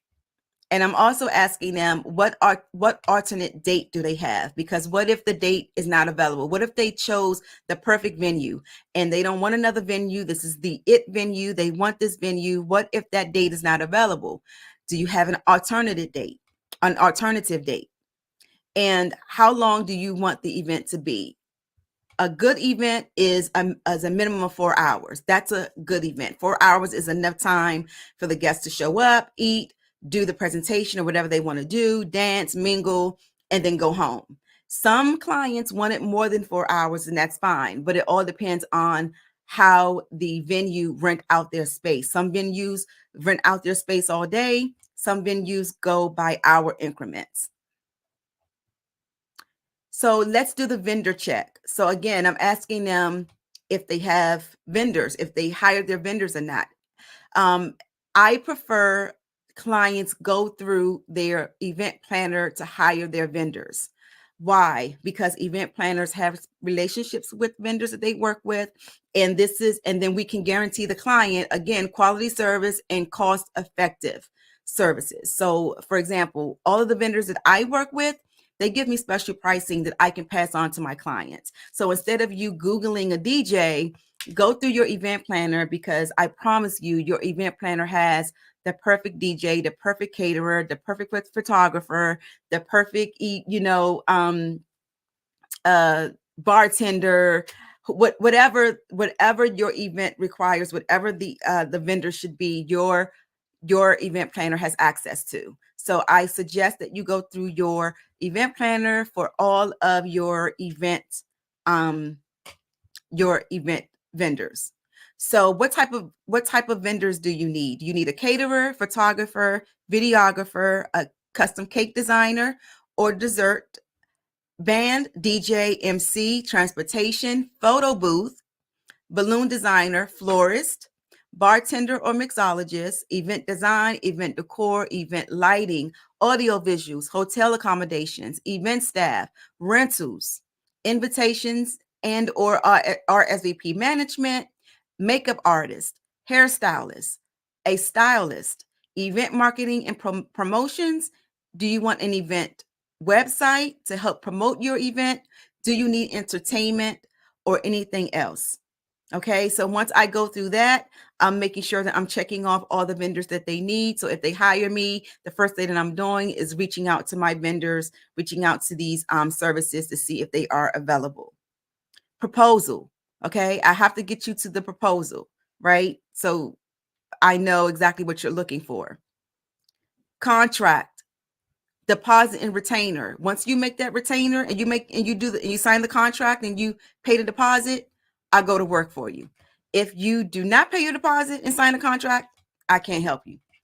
After the contract and the retainer is paid, I send you a welcome package, welcoming you to the family, the EYS family. I'm working on your planning schedule, venue selection and hiring of your vendors, site visit, event layout and design.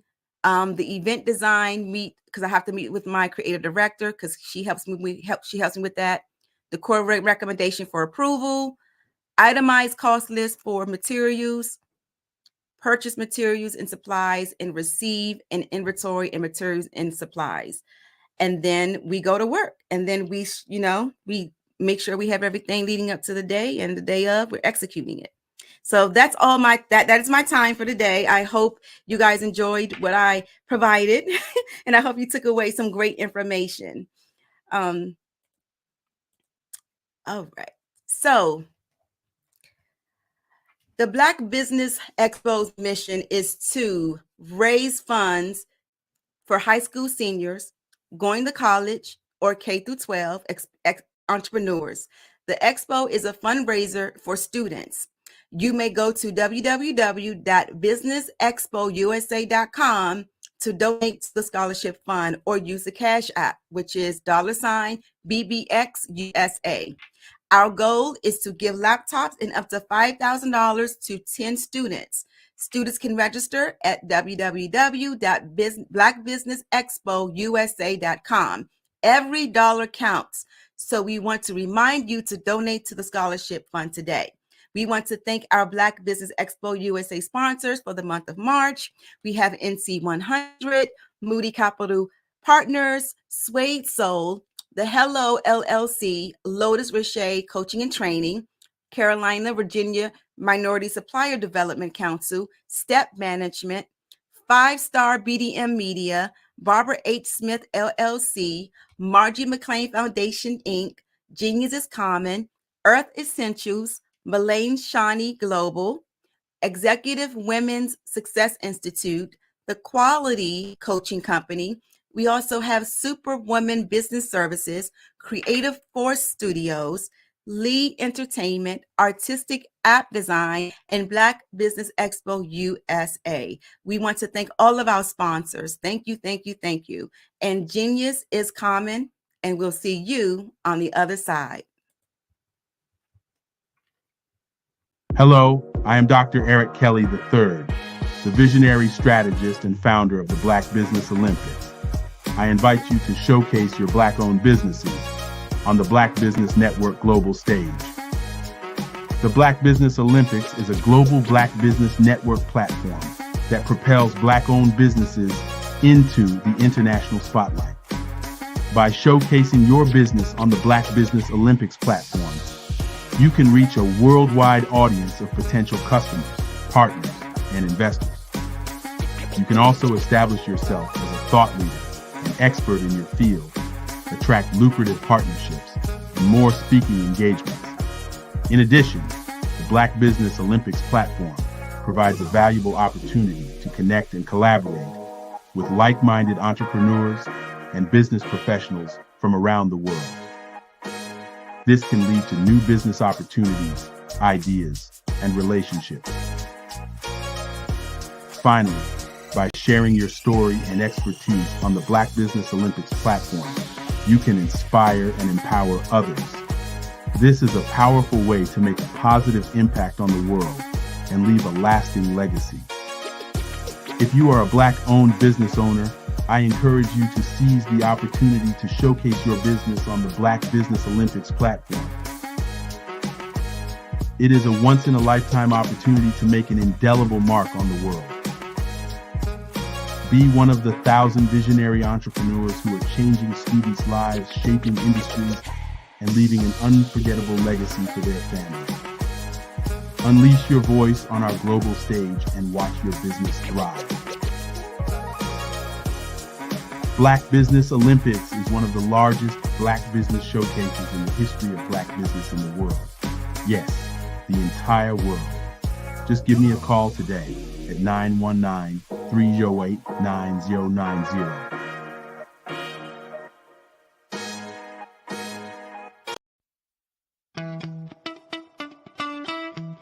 How many times have you been asked to help someone you didn't even know, a student, a business entrepreneur, or did you ever even ask, where did they end up? That business, that friend, that entrepreneur. Well, just maybe they ended up in a gang, bankrupt, homeless, or worse, dead. Maybe they turned to crime, drugs, and alcohol. Did you ever wonder? Did you destroy their dream, or was your life always so easy? At the Black Business Olympics, we started a movement to help students complete. Give them hope and foster success. Help them to leave their dreams of providing laptops, computers, and up to $5,000 in scholarship funds. Today, we ask you to help a student, a business owner, or an entrepreneur to realize their dream by sponsoring them, supporting them, and buying from them. Consider this. With $1.6 trillion in our Black community, we only ask for a small donation for our students, our businesses, and our entrepreneurs. And you can change a life today. So I ask you, what are you going to do? Sit on the sideline and watch our students in high school be leaders, miss out on their dream from lack of resources? Or are you going to donate to the movement and change their future and yours as well? Give us a call today at 919-308-9090. Change their life by investing with action to the Black Business Olympic Fund. The Black Business Olympics, one of the largest business showcases of Black business in the history of the world.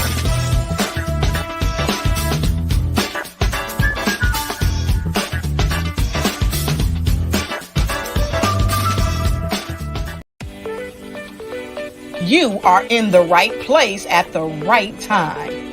The Black Business Network opens again for its Black Business Olympics, a 24/7 broadcast on business, strategies, global branding, social media marketing, finance, advertisement, and much more.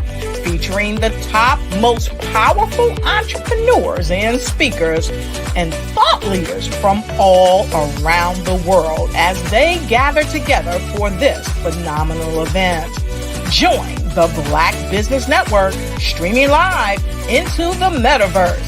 STEM City USA, Black Multiverse, Pod TV, Roku, Hulu, iHeartRadio, Apple TV, YouTube, TikTok, Instagram, Google Podcasts, Facebook, LinkedIn, IBM TV, Spotify, and Twitch.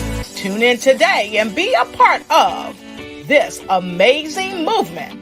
The Black Business Olympics welcomes you.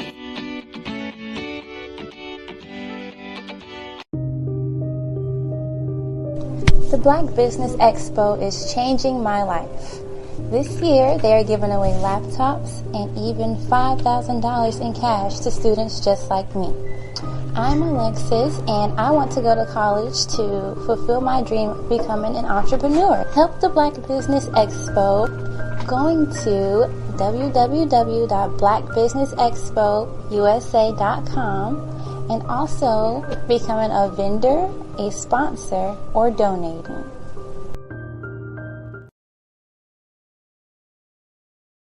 The Black Business Expo's mission is to raise funds for high school seniors going to college or K-12 entrepreneurs. This expo is a fundraiser for students. Please, you may go to www.blackbusinessexpousa.com to donate to the scholarship fund or use the Cash App at $BBXUSA. Our goal is to give laptops and up to $5,000 to 10 students. Students can register online at www.blackbusinessexpousa.com. Every dollar counts. Please donate to the Black Business Expo USA Scholarship Fund.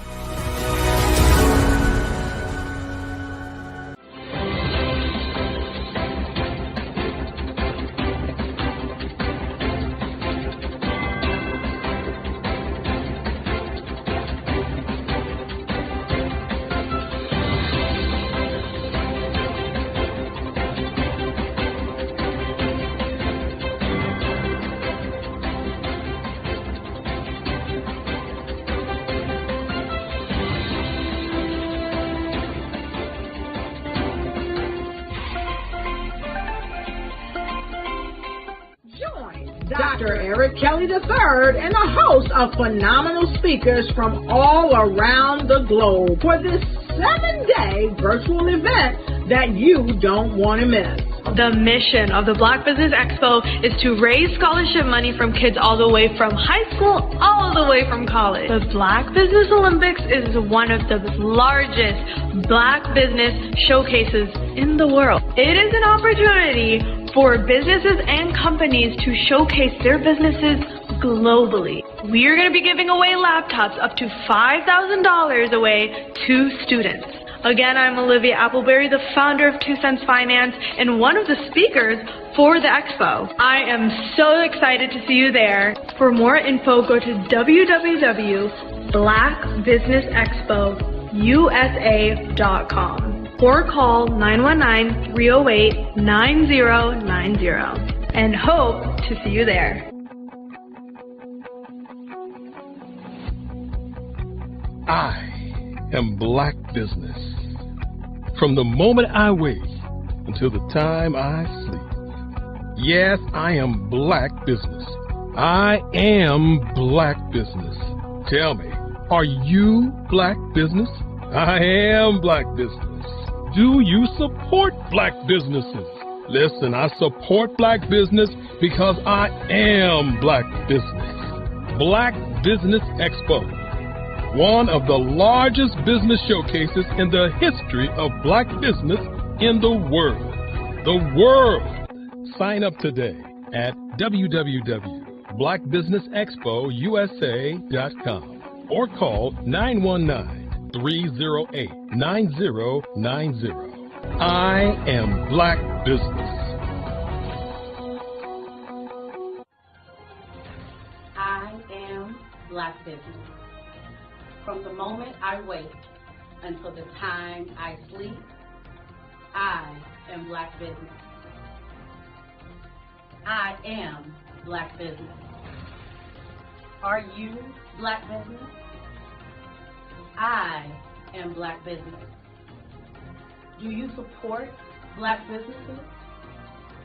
I support Black business because I am Black Business. Black Business Expo, one of the largest business showcases in the history of Black America in North Carolina. Join Dr. Eric Kelly III and a host of phenomenal speakers from all around the globe for this 7-day virtual event that you don't want to miss.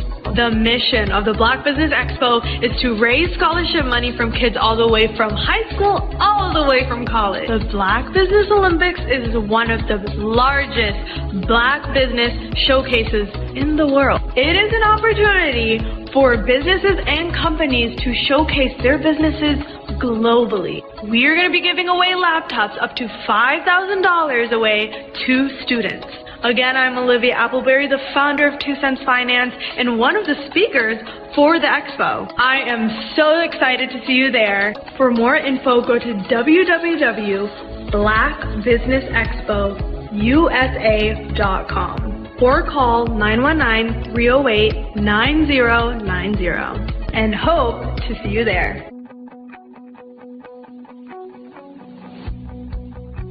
I am Black Business. From the moment I wake until the time I sleep.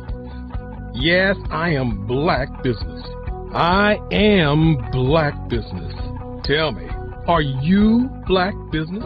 Black Business Expo, one of the largest business showcases in the history of Black business in the world.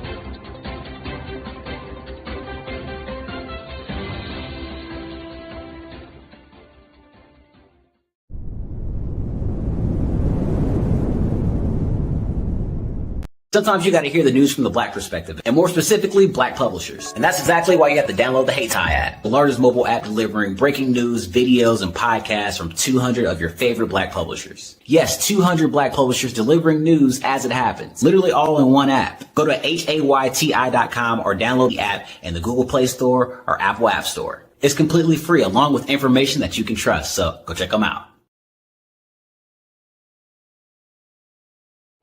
Ladies and gentlemen, and fellow professionals, please allow me to introduce myself.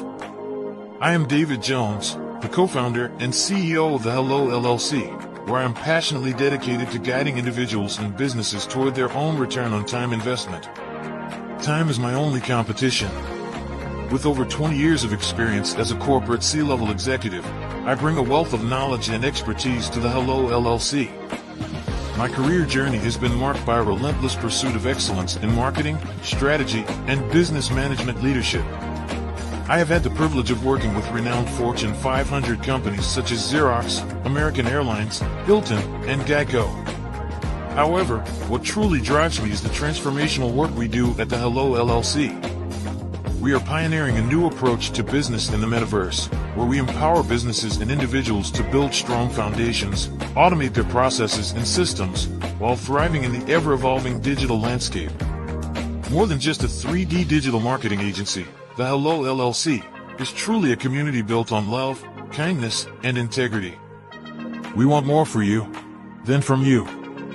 As I often say, collaboration is the new competition. In an era where time is the most precious commodity, I am here to guide you toward your own return on time investment, because if time was sold in stores, it would be sold out. With a deep commitment to excellence and a strong belief in the power of community, I don't just lead a company, I lead a movement into the future of business. Ladies and gentlemen, it is both an honor and a pleasure to be your guide on this remarkable journey. I am David Jones, and together, we will embrace a future marked by success, collaboration, and the transformative work we do at the Hello LLC. Hello stands for helping everyone live life optimally.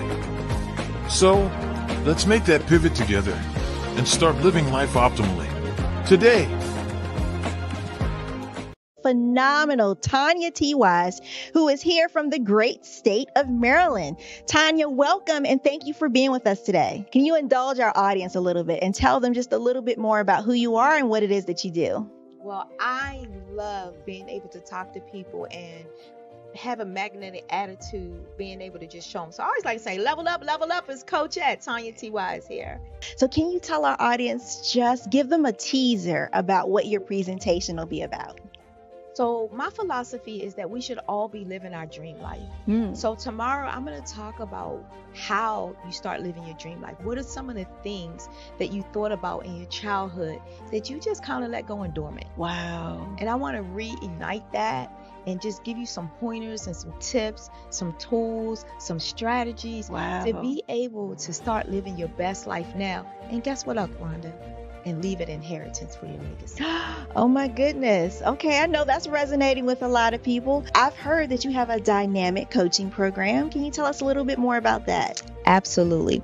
So our coaching program help people that have the lack of time, that lack strategies, and lack the confidence to go after their dream life. So we help them implement tools, we help them implement strategies, as well as give them resources so that they can live their best life now and leave that inheritance. Wow. Oh, I love that. I love the leave the inheritance part.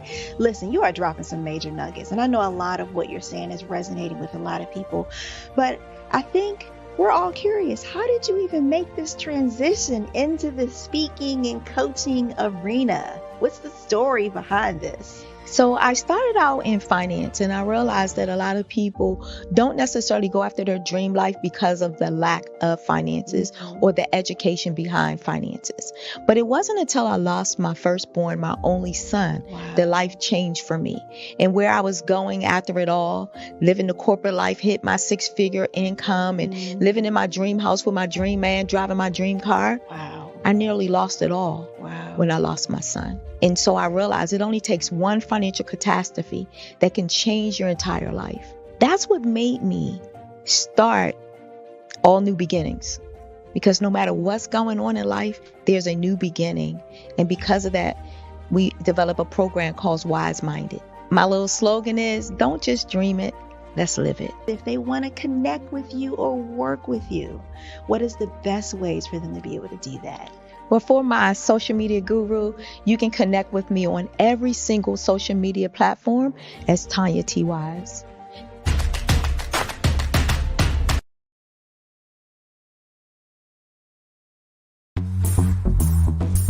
Attention all entrepreneurs and companies. Are you looking for reliable and efficient virtual assistants and back office support to help you manage your business tasks? Look no further than Superwoman Business Services. Our team of virtual assistants provides a full range of administrative support services, including operations management, social media marketing, and much more. We also offer website design services to help you create a professional online presence that reflects your unique brand. In addition to administrative support and website design, we offer business development and structuring services to help you grow your business and achieve your goals. We'll work closely with you to identify areas of improvement and develop a customized plan to help you reach your full potential. At Superwoman Business Services, we understand that running a business can be overwhelming and time-consuming. That's why we're here to help you fly high and achieve success. Our virtual assistants are highly skilled, experienced, and dedicated to providing you with the support you need to thrive. Come fly with us and take your business to new heights.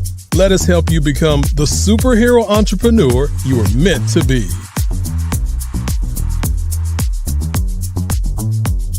Contact Superwoman Business Services today to learn more about our back office support services. Come fly with us and take your business to new heights. Hi, I'm Barbara Smith. Genius is common. My genius is executive coaching and professional corporate training. As the master executive coach and corporate training ambassador for the Genius is Common movement, I help business owners craft their stories in such a way that you know exactly what they do, what they have, and what they bring to the table. Many times as business owners, we are asked, so what do you do for a living? And we could be crushing in our businesses, but we're not quite sure exactly what to say in a short amount of time. Well, I help you take those stories that are the reason why you're in business and why you're so passionate about your business and craft them in such a way that people are drawn to you as opposed to being repelled by you. Because every conversation, every time you talk to someone about your business, you are excited about it. But are you really conveying what you do, what you have, and what you bring to the table? And do really people understand why you care so much and why they should care that you have the solution to their problem? Well, I'm here to help you with that. As a master storyteller, I can help you with your stories and spin them in such a way that they are intriguing and fascinating. People want to listen to you talk about your business. That's why at the Genius is Common movement, I am the master executive coach and professional training ambassador. That's my genius. And genius? Oh yeah, it's common.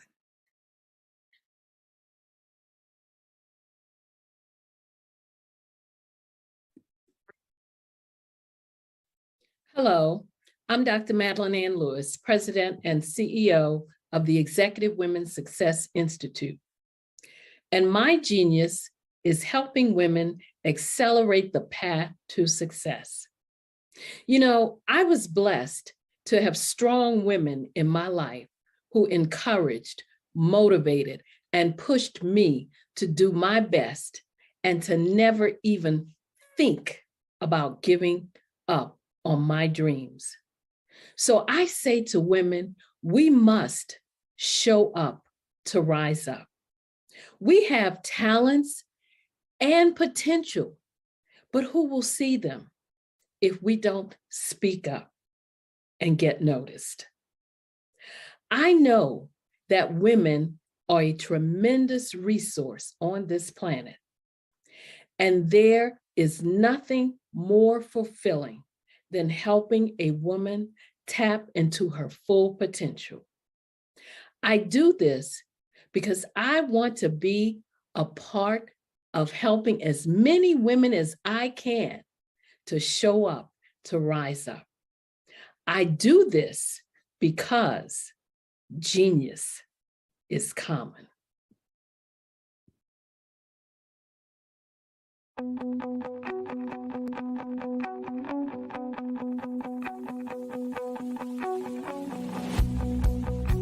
I am Black Business.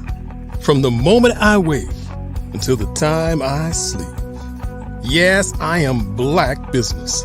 I am Black Business. Tell me, are you Black Business? I am Black Business. Do you support Black businesses? Listen, I support Black business because I am Black Business. Black Business Expo, one of the largest business showcases in the history of Black business in the world. The world!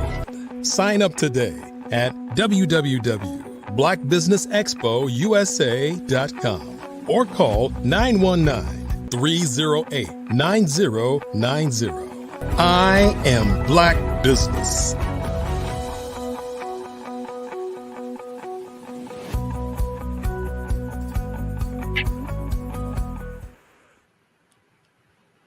Good evening. Good evening. Great day to my business owners, entrepreneurs, thought leaders, and corporations.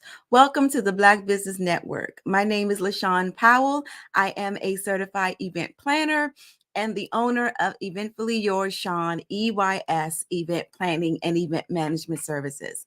I am your business moderator for this evening on the Black Business Network. The Black Business Network is a 24-hour business network showcasing Black businesses, business owners, entrepreneurs, and thought leaders worldwide. We have speakers from North Carolina, London, Singapore, Africa, Japan, and cities all over the United States. The Black Business Network is a global community sharing its business knowledge to empower, inspire, and educate businesses about business. Our next speaker for this evening is Miss Eartha Watts Hicks. Miss Eartha Watts Hicks is an award-winning author and publisher of Love Changes and Graffiti Mural, and the owner of Eartha Tone Enterprises, LLC. Her publishing expertise is vast: strategic business development, book design and self-publishing, book marketing, poetry and fiction screenwriting, copywriting, social media marketing, digital media, photo editing, and graphic design.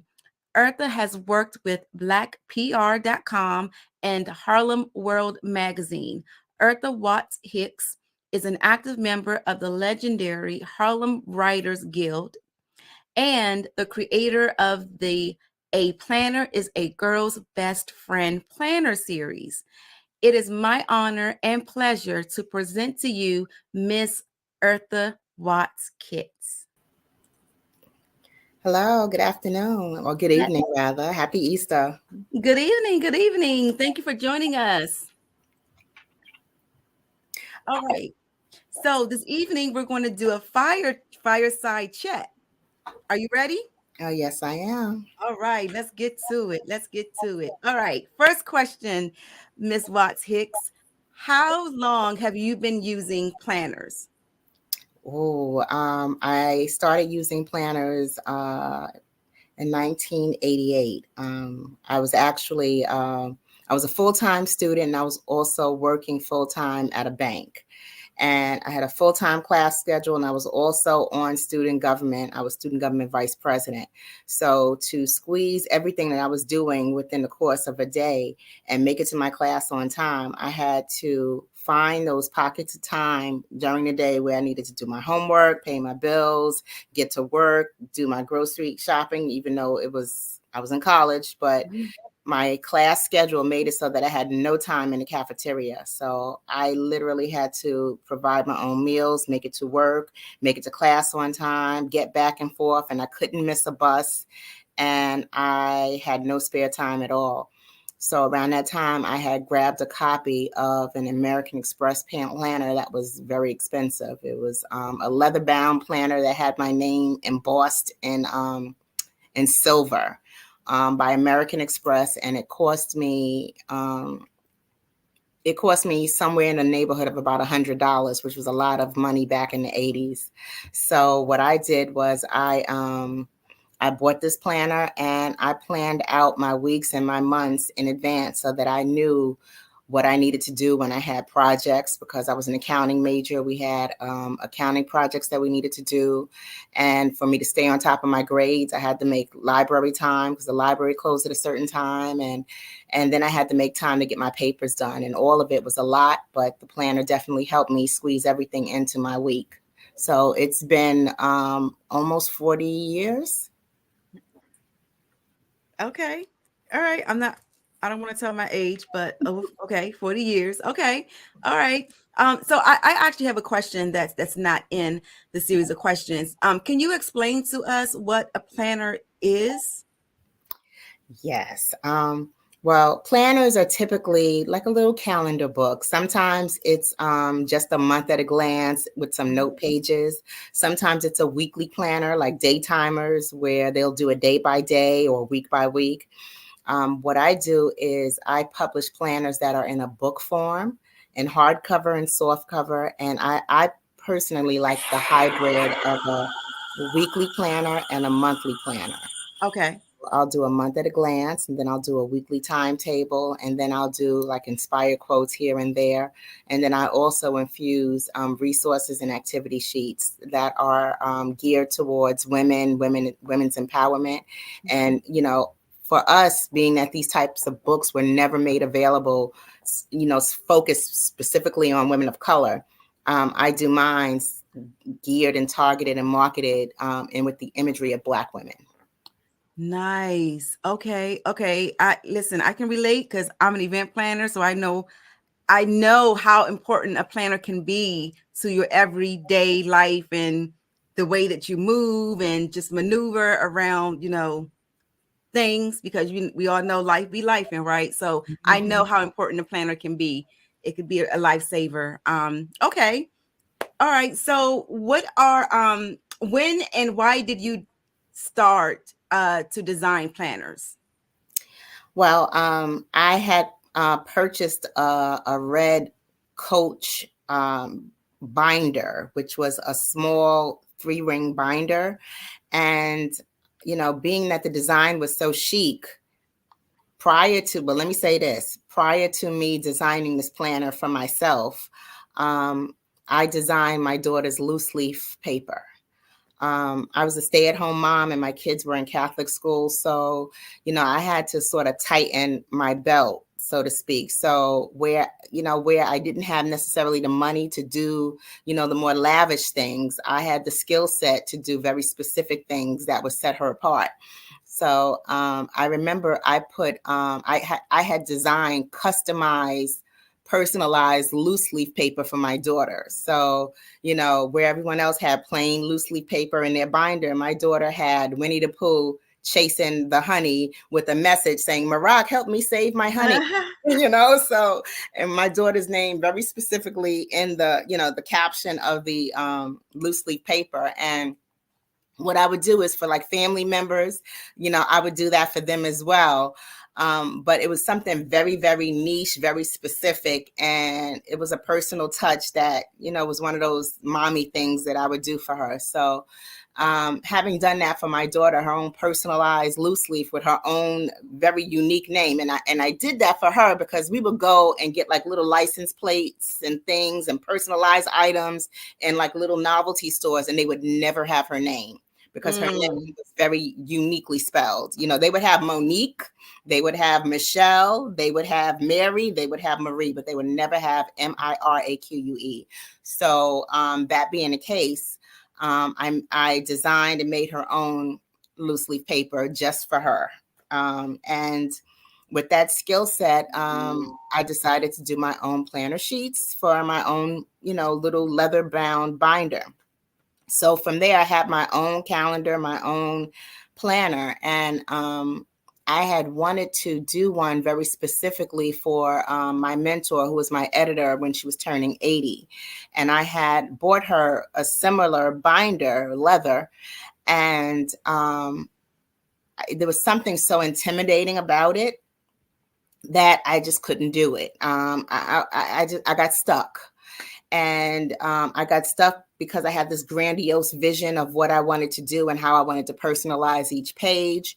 And I got stuck, I got nervous, and I didn't make it in time for her 80th birthday. So a number of years later, I was planning to release a follow-up to my novel, Love Changes. Love Changes was my debut novel, which had won an award from the NAACP. Oh. And I had reached out to a dear friend who's like a brilliant marketer and publicist. And I had an elaborate plan as to how I was going to roll out the follow-up to Love Changes. And within the course of me doing that, I had a competitor come along and maybe it was a coincidence, but the month that I was supposed to release, or the day I was supposed to release, they announced that they were releasing a book the same day with almost the same cover or the same concept behind the cover and a very, very similar title. And I saw that as that organization's way of piggybacking off of the marketing that I was going to do for the follow-up that I was going to release. So me realizing what was going on, I rolled back my plan for that release and instead focused on releasing a planner.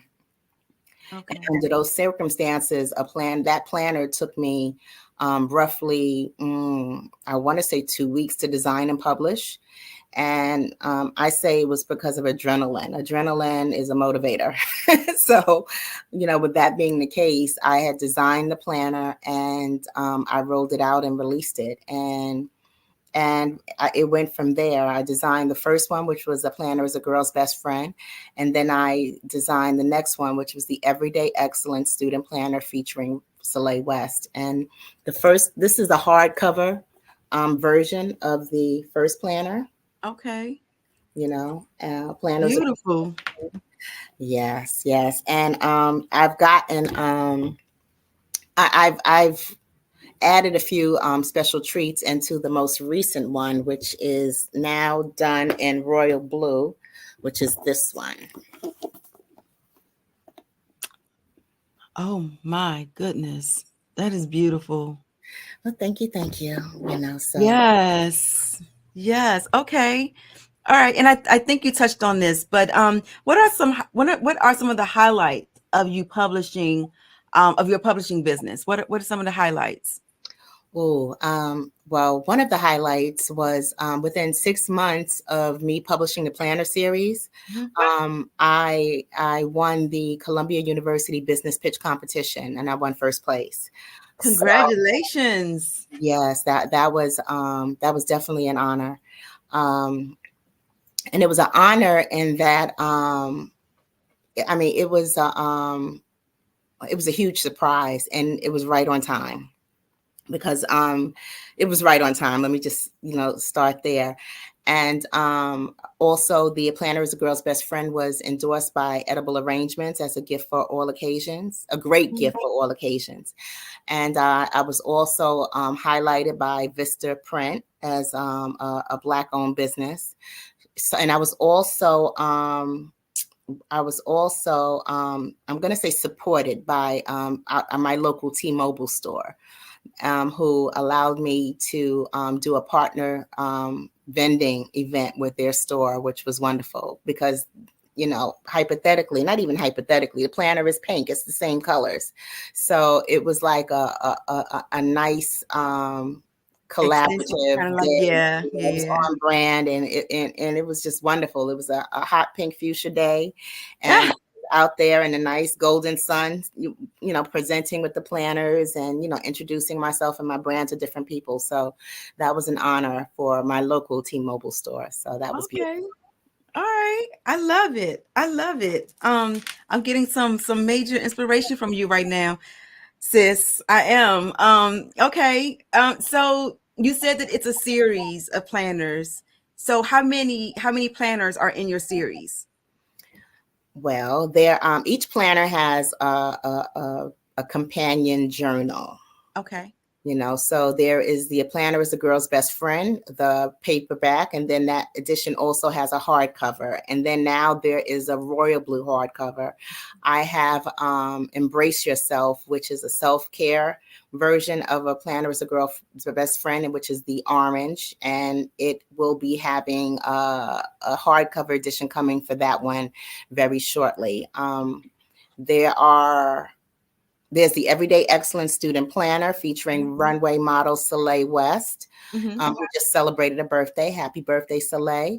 And that one is a student planner that is infused with activity sheets that introduce students to some life hacks, some life skills, and some financial wellness, introduction to numbers and like financial banking numbers, like how to write a check, how to endorse a check, why it's important to be careful with check writing privileges, and just a little heads up about like check systems, things that nobody tells you about until you find yourself in a bad situation. So I kind of give kids a heads up on, hey, this is why you need to know how to sign your signature. There's also cursive writing. So I give them like an example of what a contract looks like when you print your name on it as opposed to sign it with a signature, why you need to have your signature on the back of a credit card. And, they may say, hey, well, signatures are outdated now, but then they'll stick a kiosk in front of you, hand you a stylus and tell you to sign here. So, these young people are not really aware of what they're missing until they find themselves in a situation when they need those skills, when they don't necessarily they need the skills they don't have already. So I introduced them to how to tell time on an analog clock, and girl empowerment, being that the series is it started all for the girls, but it's expanding to the gentlemen as well with the Thinking of the Master Plan Planner. And then I'm doing the Academic Success Planner for young boys as well. That should be out shortly. Okay. All right. So that leads me to my next question. What makes your planner series different? Well, I mean, your typical planner will usually either give you a month at a glance, or it'll be a day-to-day, day-by-day, 365-day, 1 day per page planner, or it'll be a weekly timetable. So you'll have your week after week planner, 52 weeks. What I do is I give both. I give a month at a glance. I give you week to week. I give you note pages. I give you password log. I give you pages for your goals, to plan your goals and your to-dos and to check them off. And then I also give you spaces for your address book. And with the children's or the youth planners, I do bullet points for bullet planners for people that like the freedom of just, creating their own designs with the bullet design. So it's and even more special than that, when it comes to the hardcover planners, I personalize the first page. So okay, you personalize it with the person's name. I personalize it with a simple line drawing of the person's image and a special message, either for that person, their personal quote or motto, their social media, however they want to personalize it. That's what I put on the first page. Okay, nice. Yeah, that definitely sets you apart from all the other planners. Absolutely. Okay. All right. So tell us what from your background helped set your brand apart. Well, when I was in college, I, in addition to being student government vice president, I was also director of transportation, or vice president in charge of transportation. I was all of about 18 years old, but I was responsible for hiring the shuttle bus company that brought our students on and off campus from the train station, which was Hicksville, Long Island, all the way onto the campus, stopping at the mall and the supermarket and Red Lobster and all the different stops along the way. So I was going to say what most people didn't know, but people did know because if anything was wrong with it, they called me to complain about it. But I was the one that designed the bus schedule. And I was doing this with a ruler and a pencil before I learned how to do tabs on the typewriter and type it out completely myself. So I was typing out the bus schedule myself. So when it came to these planners, I designed the pages myself. I'm not, going to Etsy and getting these pages from someone else and, putting it all together. No, these are pages that I designed myself. So there's a lot of love that goes into it. And in addition to that, I'm for a number of years, I was director of publications for a non-for-profit, Cultivating Our Sisterhood International Association, which was a volunteer position that helped women. It was a social support organization that helped women and empowered women to focus on their goals. So in that space, I became a bit of a resource. I don't want to say resource expert, but I was one of those people that always knew where to point someone to get on track to what they needed, whether it was a loan or a grant or a program. So when it comes to these planners, I infuse them with resources as well. Okay. All right. Love it. I love the way you intertwined your background with the creation of your planners. That definitely means that it's done with love and intent. So good for you, sis. Well, thank you. I mean, the whole idea behind the planners was to allow us to position ourselves to get exactly what we want out of our future. So, there's so many resources out there that we can take advantage of, but so many of us have grown up under the misconception that you can't get something for nothing. And sometimes that nothing might just mean filling out an application or showing up for a community meeting to learn where the resources are and which organizations can support us in what we're doing.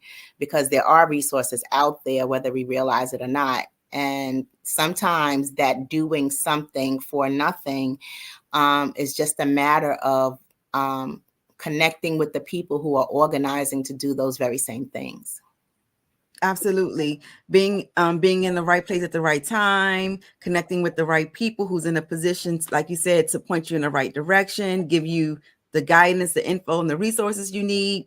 I totally get that. Being a business owner myself, I know all about the planets are aligned, and you have to be, everything happens for a reason, and you have to be in the right place at the right. I know all about that. So I am totally in agreement with you there.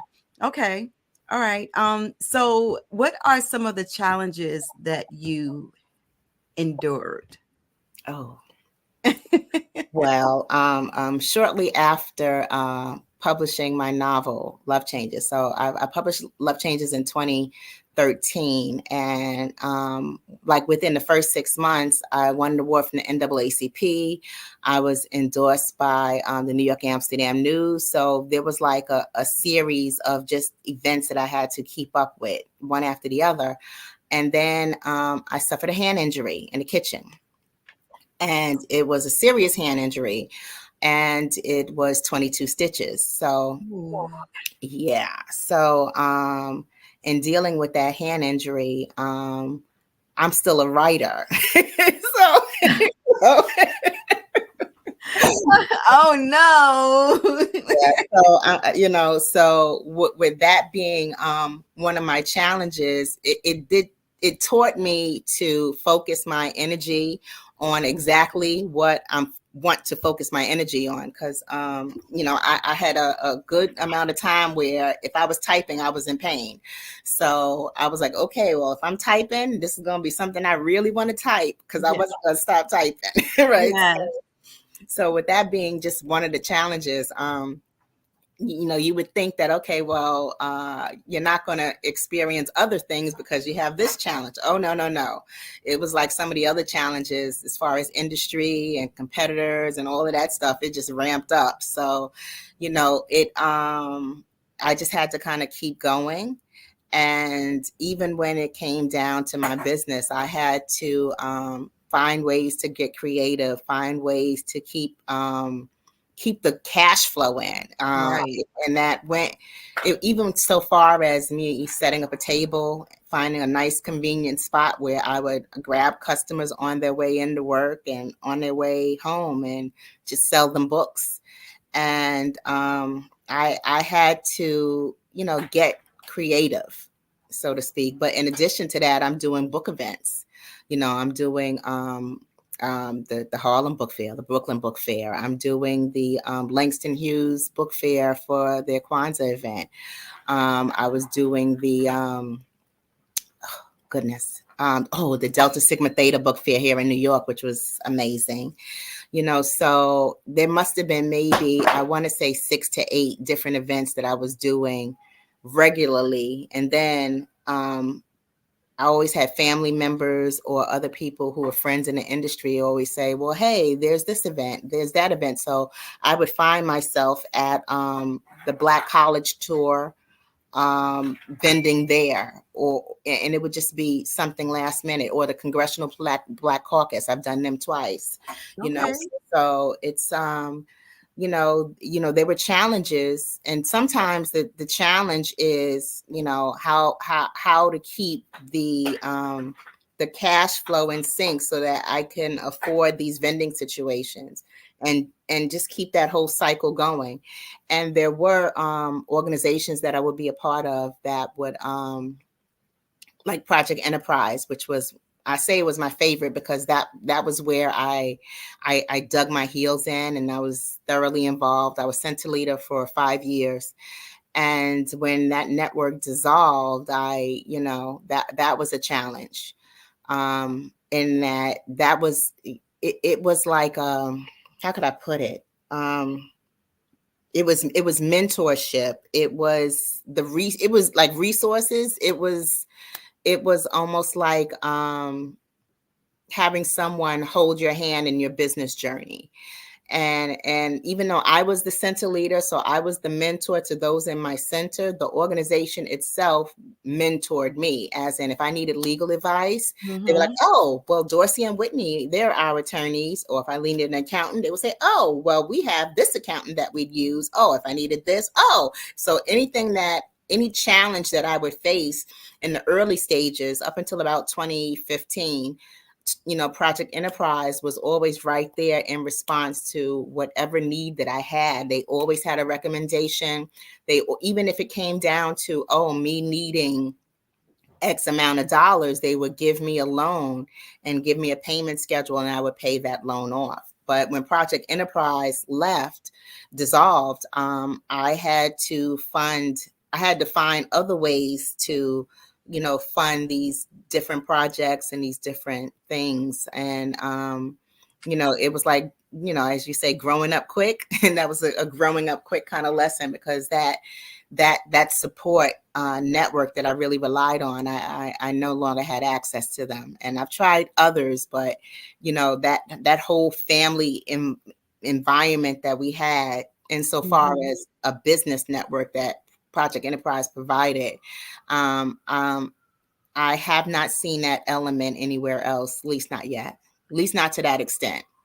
Got you. Yeah, that sounds like an amazing staple for a new business just starting. I would have loved to have something like that in my corner, being a new business owner and just trying to maneuver the waves of entrepreneurship, because I've maneuvered by myself. And if I had that resource like you did, who knows how far along I would be right now with my business and what I'm trying to do with my vision. So that is amazing. I wish I can find something like that to be in my corner. And I know you feel the same way now. I know you still feel the same way. I mean, the funny thing about Project Enterprise was that when I was when I was director of publications for CASIA, I had featured Project Enterprise in our newsletter, and I would recommend Project Enterprise to anyone I knew who wanted to launch a business. So I had recommended Project Enterprise to my very best friend, who needed to grow her business from a small space to a larger space that needed renovation, and Project Enterprise gave her a nice loan. Oh my goodness. So when I was looking for an agent for my book, I was, telling her my woes about just the writing, because, writing fiction and trying to get an agent and, publish this novel. And she was like, well, what you need to do is follow that same advice you've been giving me and go to Project Enterprise and start your own publishing business and be your own publisher. And I was like, I couldn't tell her no. She was right. So, and that's why I joined Project Enterprise, because I was referring people to Project Enterprise all the time. So I said, let me just go in here myself. And it was an amazing organization. And with me being a part of Project Enterprise, one of the things that I did was I helped other people, especially a center leader.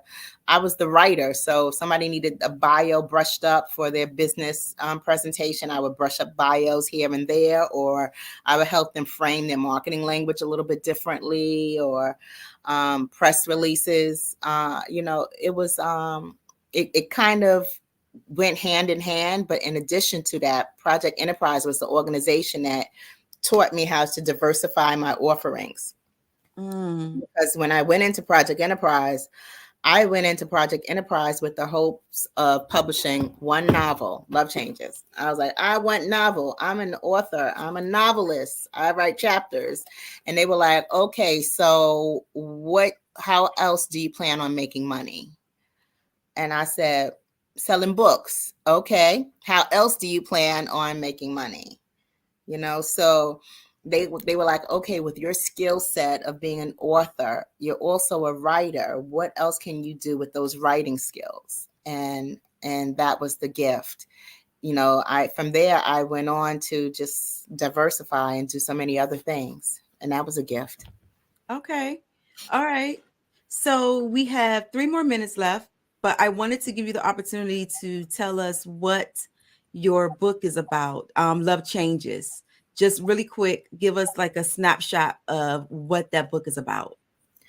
Love Changes is the story of a young woman who has a baby, and now she wants to get married to her child's father because they've been together nearly 10 years. And in that space and time is when her very best friend, a male best friend, decides to profess his love.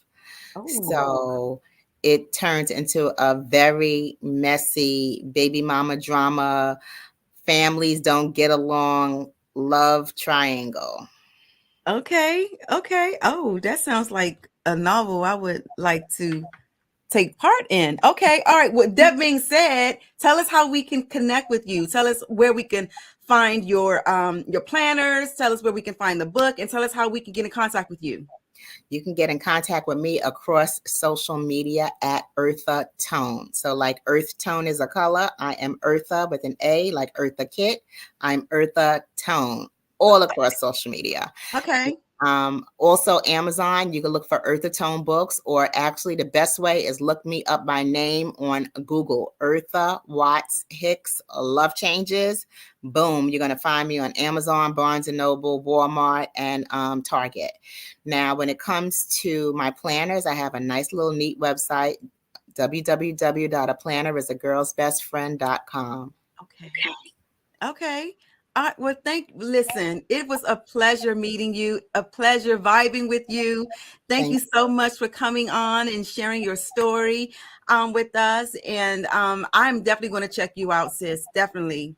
Well, thank you, LaShawn. It was a pleasure meeting you. Thank you. And Carmen, Jeans is Carmen, and I'll see you on the other side. Well, thank you very much.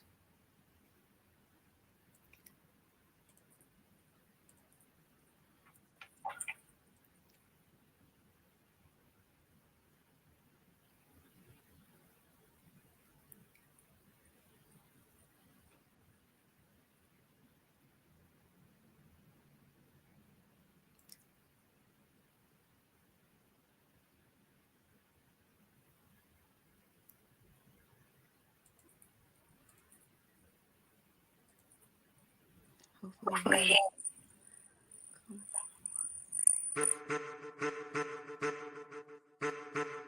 I am a child of the Most High God. He has gifted me in ways that I could not even imagine and didn't know.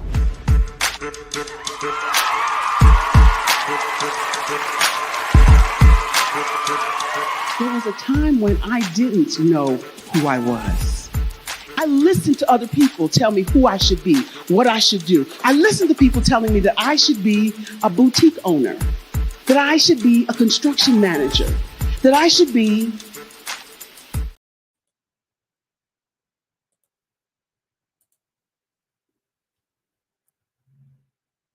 All right. So we are going to talk about the sponsorship that we have going on. So the Black Business Expo's mission is to raise funds for high school seniors going to college or K through 12 entrepreneurs. This expo is a fundraiser for students. Students may go to www.blackbusinessexpousa.com to donate to the scholarship fund or use the Cash App, which is $BBXUSA. Our goal is to give laptops and up to $5,000 to 10 students. Students may register online at www.blackbusinessexpousa.com. Every dollar counts. So we want to remind you to donate to the scholarship fund today. We want to also thank our Black Business Expo USA sponsors for the month of March. We have NC 100, Moody Capital Partners, Suede Soul, The Hello LLC, Lotus Rocher Coaching and Training, Carolina, Virginia Minority Supplier Development Council, Step Management, 5-Star BDM Media, Barbara H. Smith, LLC, Margie McLean Foundation, Inc., Genius is Common, Earth Essentials, Malane Shawnee Global, Executive Women's Success Institute, The Quality Coaching Company, Superwoman Business Services, Creative Force Studios, Lee Entertainment, Artistic App Design, and of course, Black Business Expo USA. Thank you to our sponsors, and Genius is Common, and I'll see you on the other side. Artist to me is a creative expression of something from nothing. You know, it explodes onto the canvas, or it explodes on in my work. One of the things that I try to do more than anything is I try to just give the lines and the movements and emotions and expressions into what I do.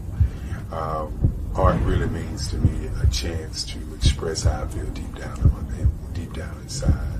Most of my art begins as a thought that I might have, you know, whether it's sports, whether it's history, whether it's a woman or a man. It pretty much starts as an idea of thought before I get into the actual image of what I'm going to draw. I do a lot of historical pieces. I was a history minor in college, and I love to do history pieces. And a lot of times I'm thinking about history, and then I try to make that history impact you as you look at it. That's one of the reasons I do pictures so large. People ask me, why do I do pictures so big? And I tell them, I want the piece to impact them as they're looking at it, to kind of dominate them, dominate their space.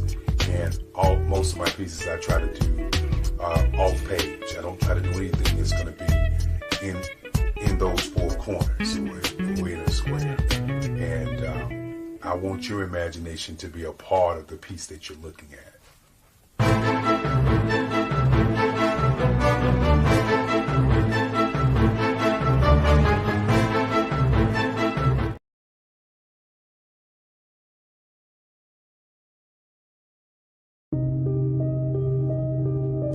The Black Business Expo is changing my life. This year, they are giving away laptops and even $5,000 in cash to students just like me. I'm Alexis, and I want to go to college to fulfill my dream of becoming an entrepreneur. Help the Black Business Expo going to www.blackbusinessexpousa.com and also becoming a vendor, a sponsor, or donating. The Black Business Expo's mission is to raise funds for high school seniors going to college.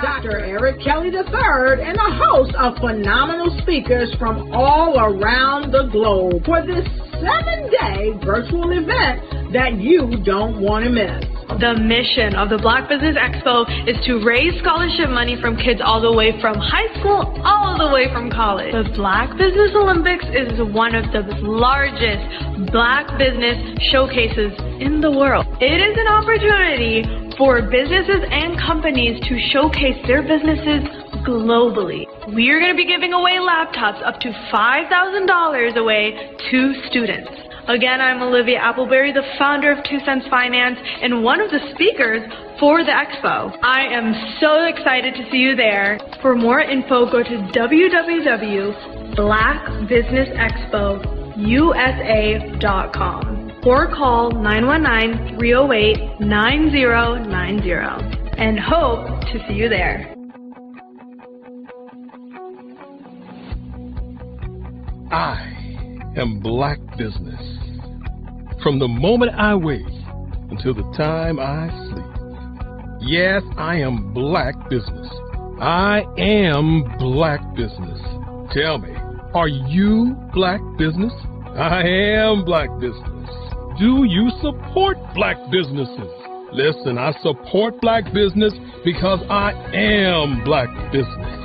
Black Business Expo, one of the largest business showcases in the history of Black business in the world. The world! Sign up today at www.blackbusinessexpousa.com or call 919-308-9090. I am Black Business. I am Black Business. From the moment I wake until the time I sleep, I am Black Business. I am Black Business. Are you Black Business? I am Black Business. Do you support Black businesses? I support Black business because I am Black Business. Black Business Expo, one of the largest business showcases in the history of Black America in North Carolina. Join Dr. Eric Kelly III and a host of phenomenal speakers from all around the globe for this 7-day virtual event that you don't want to miss. The mission of the Black Business Expo is to raise scholarship money from kids all the way from high school, all the way from college. The Black Business Olympics is one of the largest Black business showcases in the world. It is an opportunity for businesses and companies to showcase their businesses globally. We are going to be giving away laptops up to $5,000 away to students. Again, I'm Olivia Appleberry, the founder of 2 Cents Finance and one of the speakers for the expo. I am so excited to see you there. For more info, go to www.blackbusinessexpousa.com or call 919-308-9090 and hope to see you there. I am Black Business. From the moment I wake until the time I sleep. Yes, I am Black Business. I am Black Business. Tell me, are you Black Business? Black Business Expo, one of the largest business showcases in the history of Black business in the world.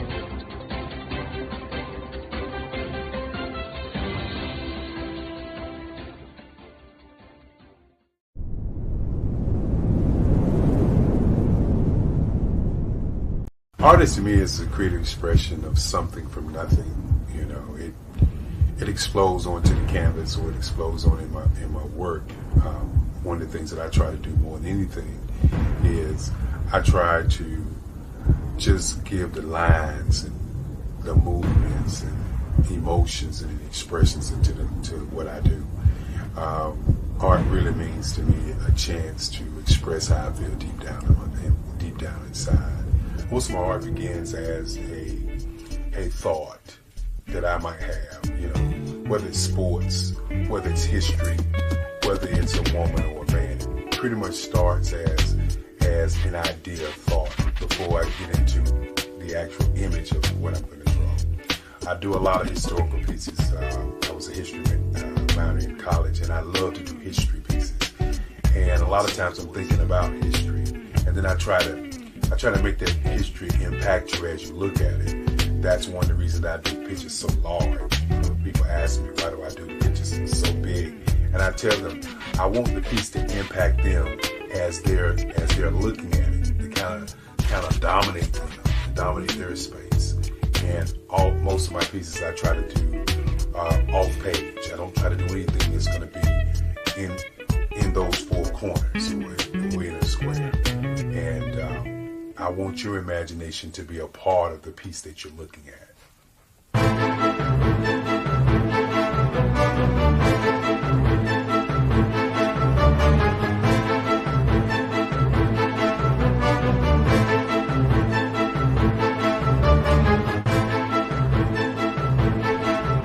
The way I feel when I'm drawing, when I'm creating something, is I feel free. I feel like there's an anticipation of something that's going to come. I try not to draw first. I try to draw second. And what I mean by that is I try to allow myself to kind of get into the piece and just relax. Sometimes I miss time. I'll draw 2-3 hours, sometimes 4 hours.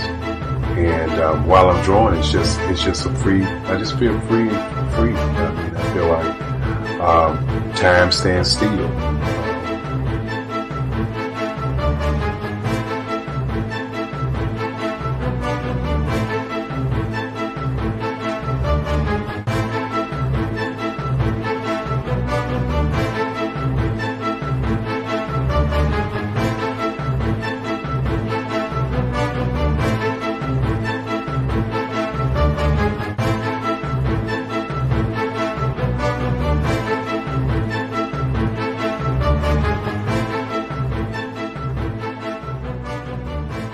That's what it's all about in terms of the lines and the colors of my work, is to get an expression, to go deeper and past just what you see on the surface, but to go in and try to find an expression that everybody gets a different taste of what that expression is, whether it's anger or whether it's being happy or whether it's being, kind of calm or nonchalant. That expression that people take away from the piece is the most important part of what I do as an artist. Bold is the size of my pieces, where I try to do the piece larger than life, to kind of push forward toward you. And that's what the boldness is all about. It's not so much about the lines, it's about the size.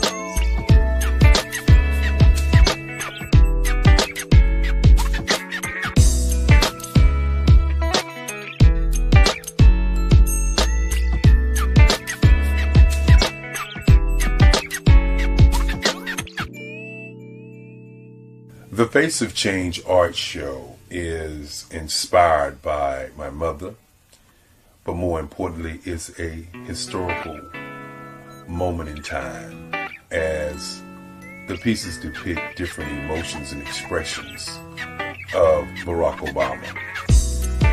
The 44th president is indicative of the 44 pieces of art that I have done in this particular collection. When you begin to think about expressions and portraits, this is a portrait gallery of expressions of what transpired as Barack Obama ran for office. Some of the pictures are abstract and some are expressionistic. And I combine both of those forms of art to create this collection of art pieces.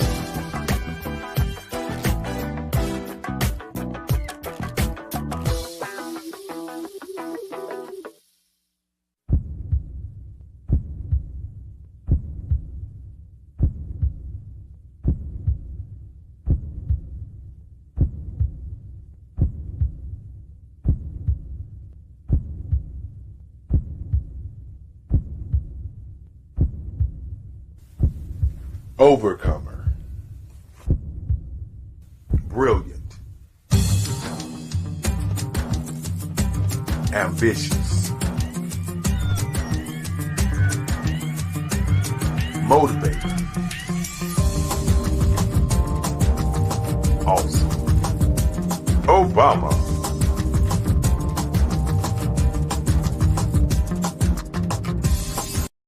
I am from Washington, D.C., but I was raised in Durham, North Carolina. I came to Durham when I was about 5 or 6, and then I traveled back and forth to D.C. because it's where my people are from. One of the unique things about my family is my mother, she's also an artist. She does quilting, and she does a lot of artistic things, and then my son, he draws with both hands, his right hand and his left hand, like I do. So that's kind of a family trait. And then my other son, he's a videographer, and my daughter, she works, she's a regional vice president for Sunglasses. When you start out drawing and sketching, you want to continue to explore, you know, each avenue. I do pastels, I do pen and ink, I do painting, I do acrylics. I haven't done oils yet. But I try to do all facets of art. What I say to a lot of times to people is, you know, you can't put yourself in a box when you're an artist. You have to explore. And over the course of my life, I've tried to explore different mediums. I also do sculpture as well. I choose my subjects by the intensity that they have in their faces, or the intensity that somebody is moving, because I do more than portrait drawings. I also do I do abstract, and then I do figurative drawing also. Well, what happened in this particular show is that I started out trying to come up with something that would be a little bit different than what everybody else is doing. So I was working on a Barack Obama show, and they wanted me to do some paintings of Barack. And so what I did was, because of the deadlines, I kind of did it kind of fast. And then I realized when I was doing it fast, I enjoyed it. And so then I started doing other pieces the same way, and I started to enjoy those pieces also. And so I came up with this particular style. And it's a style of lines and colors. And what's interesting is that when I was in college, I did a show called Lines, Colors, and I talked about the boldness of the blacks, the hotness of the whites, and this is how this has come about, you know, later on in my life. And the colors comes from a lot of the entertainers that I work with, where they wear different colors. They don't wear, you know, your plain reds or your whites. They wear different colors, and so that's also another piece of what's giving me the colors. The subtitle of this show is Faces That Speak Life. That's real critical. Faces that speak life. Each one of these pieces is a life source and a life energy that's being put on display for people that are looking at it. You know, I always say in terms of my art, it's not important that I draw them. It's important what you get out of what I draw. You know, I don't try to just draw it because you like it. People wanted me to do prints. I didn't do prints.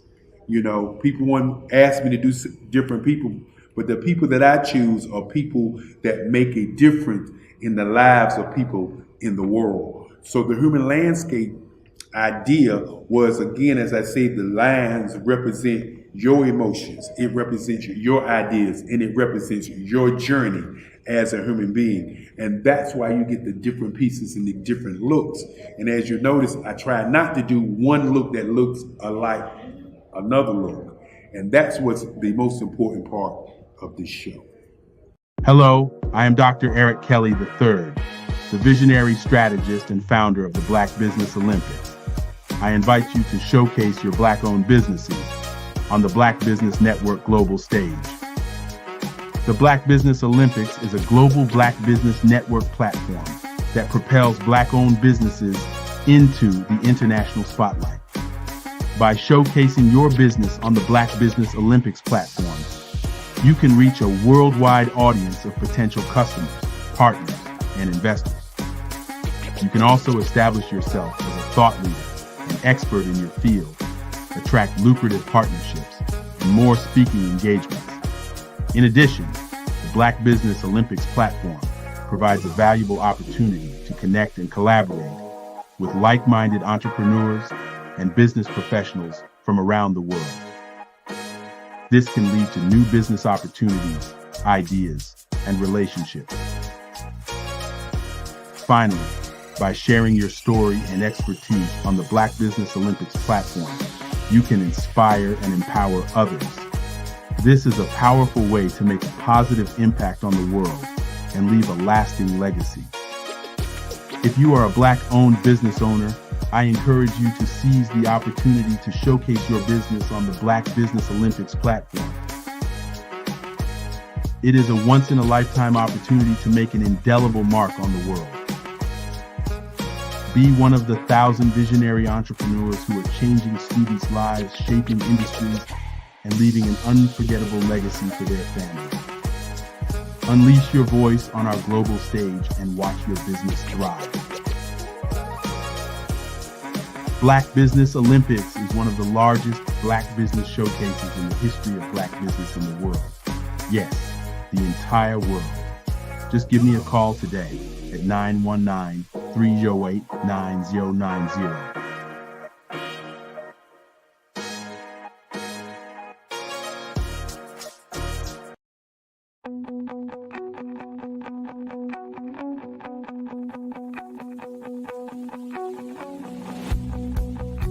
I am Black Business. From the moment I wake until the time I sleep. Yes, I am Black Business. I am Black Business. Tell me, are you Black Business? I am Black Business. Do you support Black businesses? Listen, I support Black business because I am Black Business. Black Business Expo, one of the largest business showcases in the history of Black business in the world. The world! Sign up today at www.blackbusinessexpousa.com or call 919-308-9090. I am Black Business.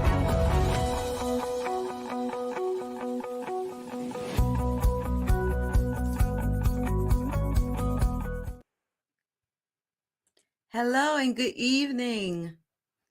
Great day to all of my business owners, entrepreneurs, thought leaders, and corporations. Welcome to the Black Business Network. My name is LaShawn Powell. I am a certified event planner and the owner of Eventfully Yours, Shawn, EYS, event planning and event management services.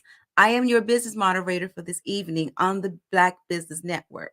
The Black Business Network is a 24-hour business network showcasing Black businesses, business owners, entrepreneurs, and thought leaders worldwide.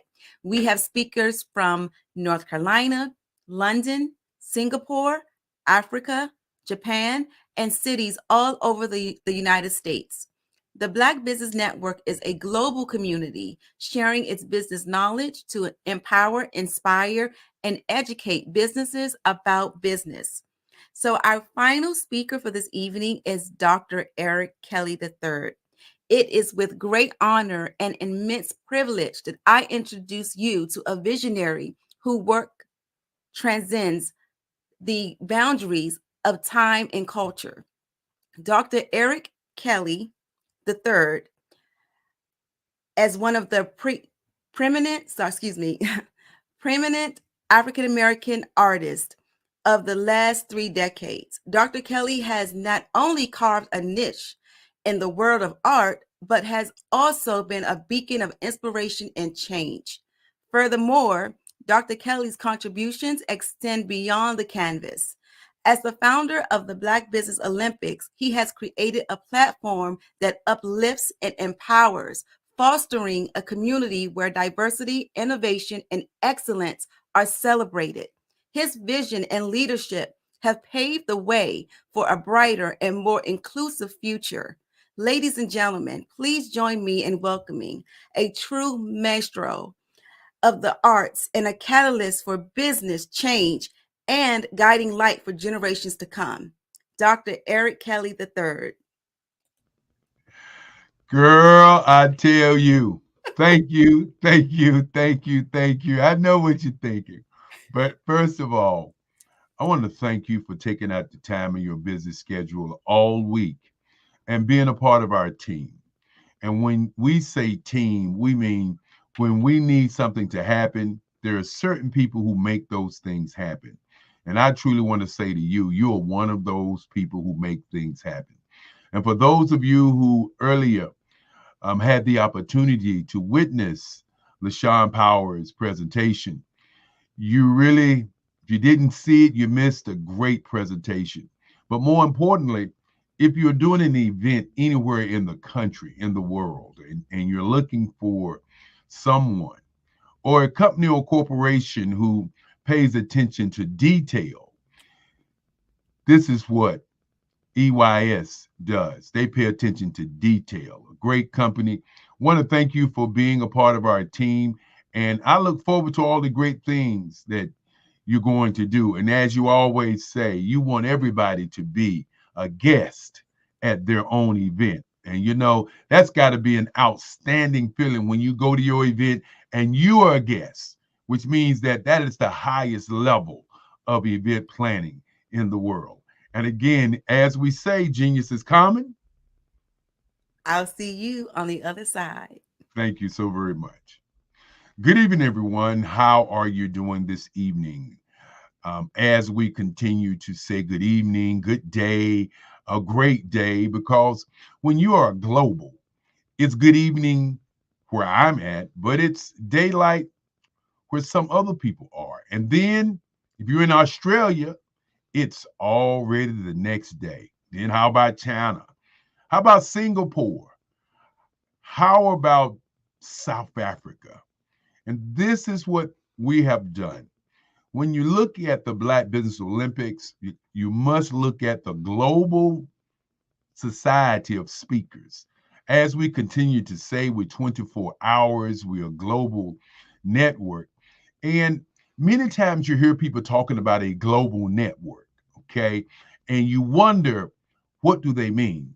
Well, our definition of a global network is to have global speakers to be speaking on the network each and every hour.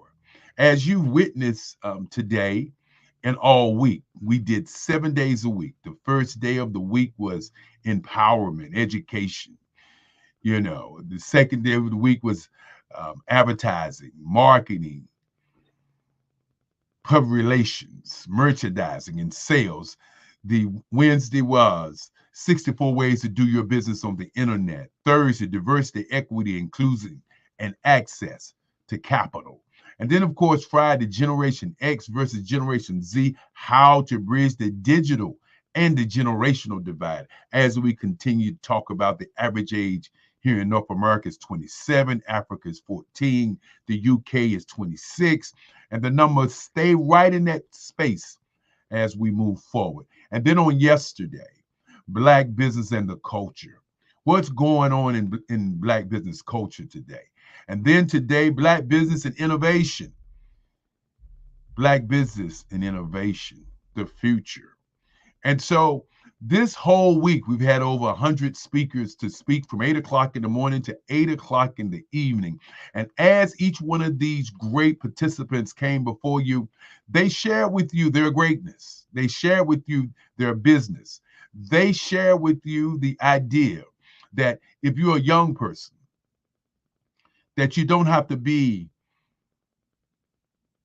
an athlete, that you don't have to be an entertainer, that you don't have to be a dancer, singer, that you don't have to be a criminal, that you don't have to be a rapper, that you don't have to be in the 1% of spaces where you can't be wealthy, but you can be an entrepreneur. And being an entrepreneur, you can create a business and create that business and become wealthy enough to fly anywhere in the world, to do anything in the world, to buy anything in the world. Our kids are killing themselves at an alarming rate. And one of the reasons that we do this is to raise scholarships for kids, but more importantly, we do it to show our young people that you can do something else with your life, that you don't have to commit suicide. As my great-grandfather Henry Stanford would say, if you don't value your value, then your value will not be valuable. And the valuable entity of today is our young people. If the average age is 27, nobody talks about the 5 to 18-year-olds who are killing themselves also. So as we're being mentally attacked, and as we are shutting down mentally and making decisions that impact not only our families, but really impacts our lives, is one of the things that we would like to change here at the Black Business Network.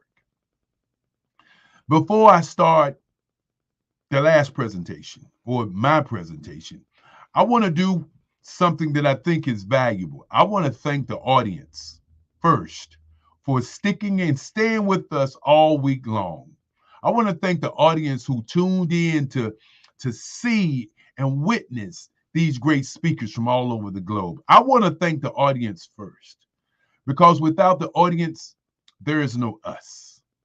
And as we continue to look at tomorrow and look at yesterday and look at today, we want you to understand that you have control over your destiny and your legacy. In your hand, in your mind, you can change time. Now,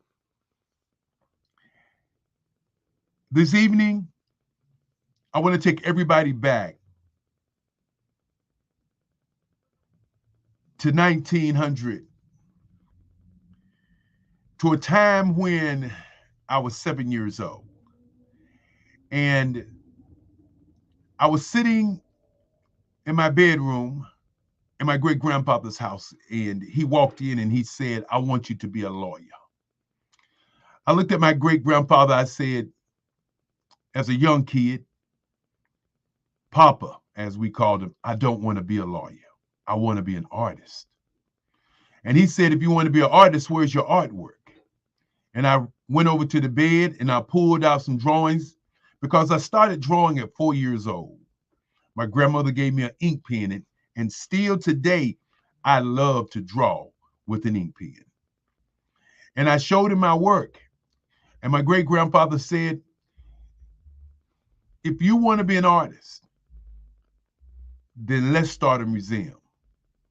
And for those of you who haven't had a chance to hear the story is the same each and every time, as that museum still exists today.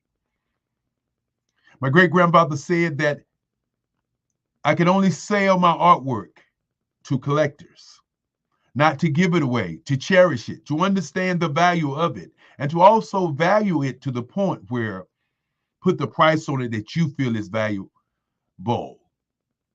And so as I've grown, being an artist, I wanted to share with people some of the work earlier. And as my grandmother in 1990 had an idea for the Black Business Expo, she brought it to my office. I had graduated from college. I went on an art scholarship. I opened an advertising agency, and she brought an idea. And that idea was to bring Black businesses and corporations together. And not only was the idea a great idea, it was an idea that transformed my life. As not only did I get an opportunity to do one of the greatest events of the history of North Carolina, I had an opportunity to be recruited by the largest expo that's ever been held in North America, and that was Black Expo USA.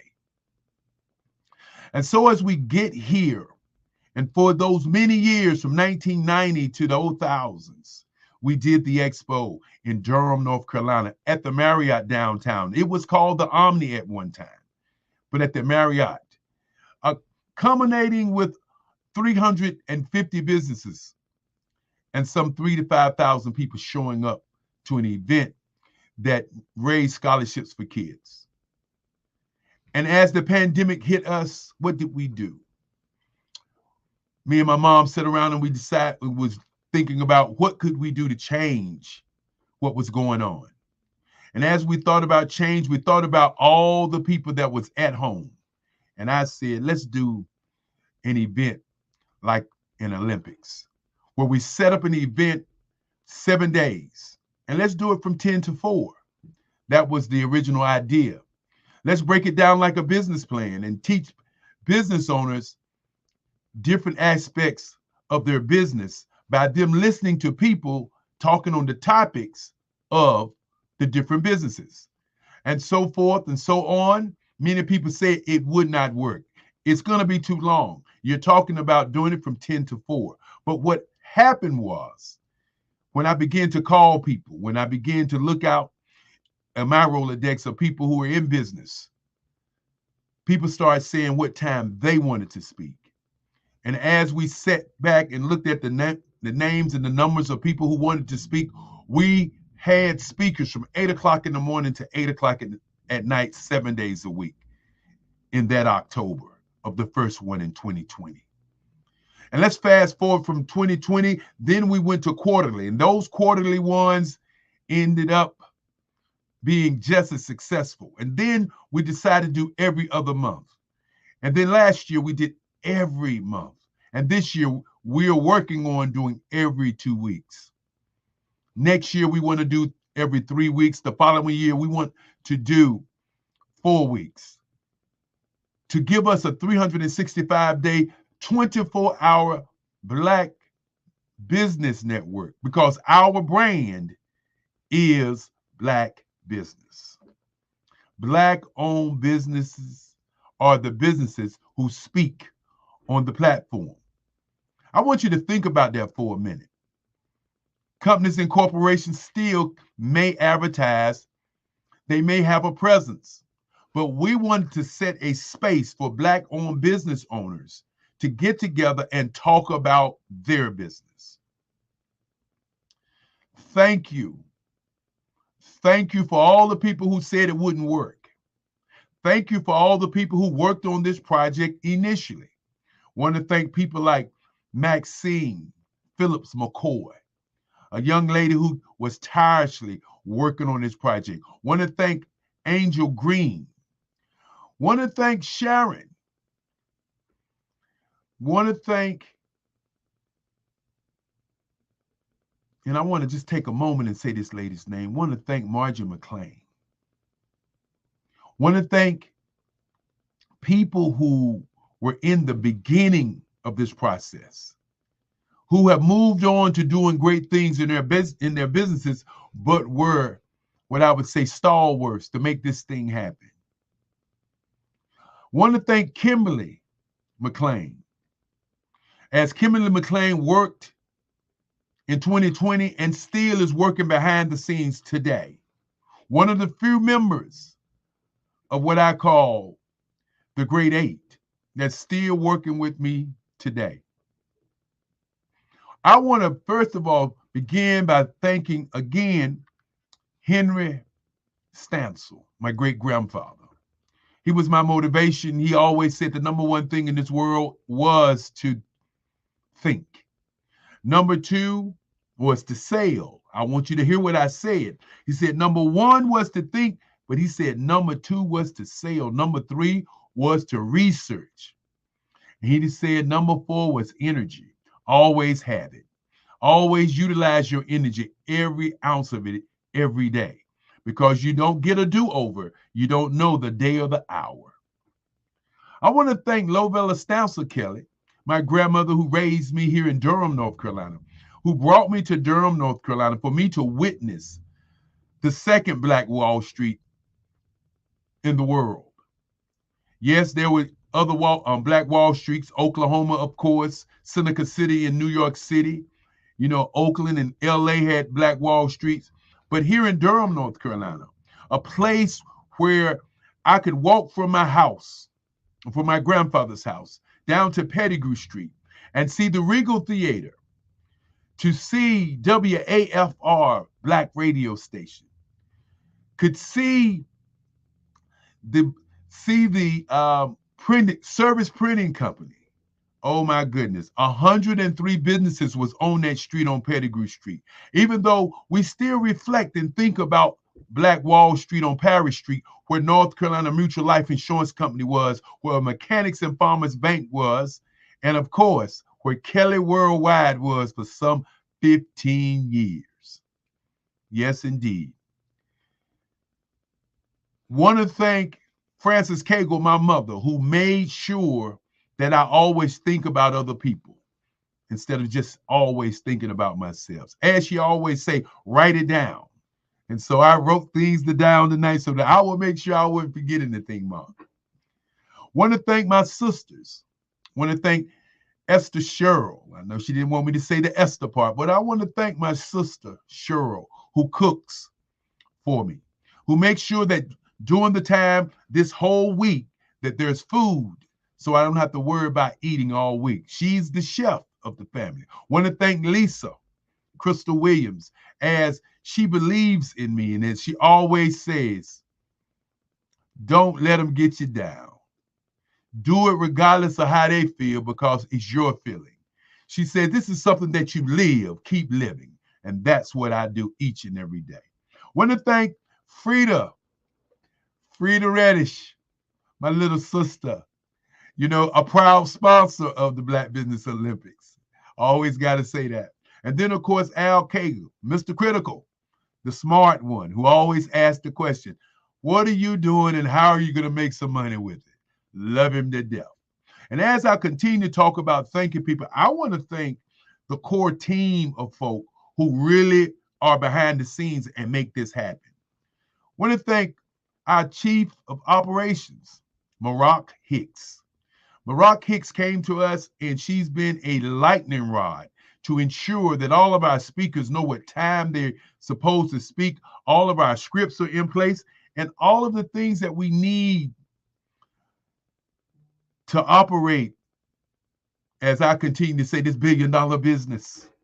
And then, of course, want to thank her mother, Eartha Watts Hicks, who time and time again takes out the time of her busy schedule. A world-renowned author takes out the time in her busy schedule to not only participate, but to make suggestions to make sure that this is a great event. She is the architect of the literary Black Business Olympics that we do the second week of each month.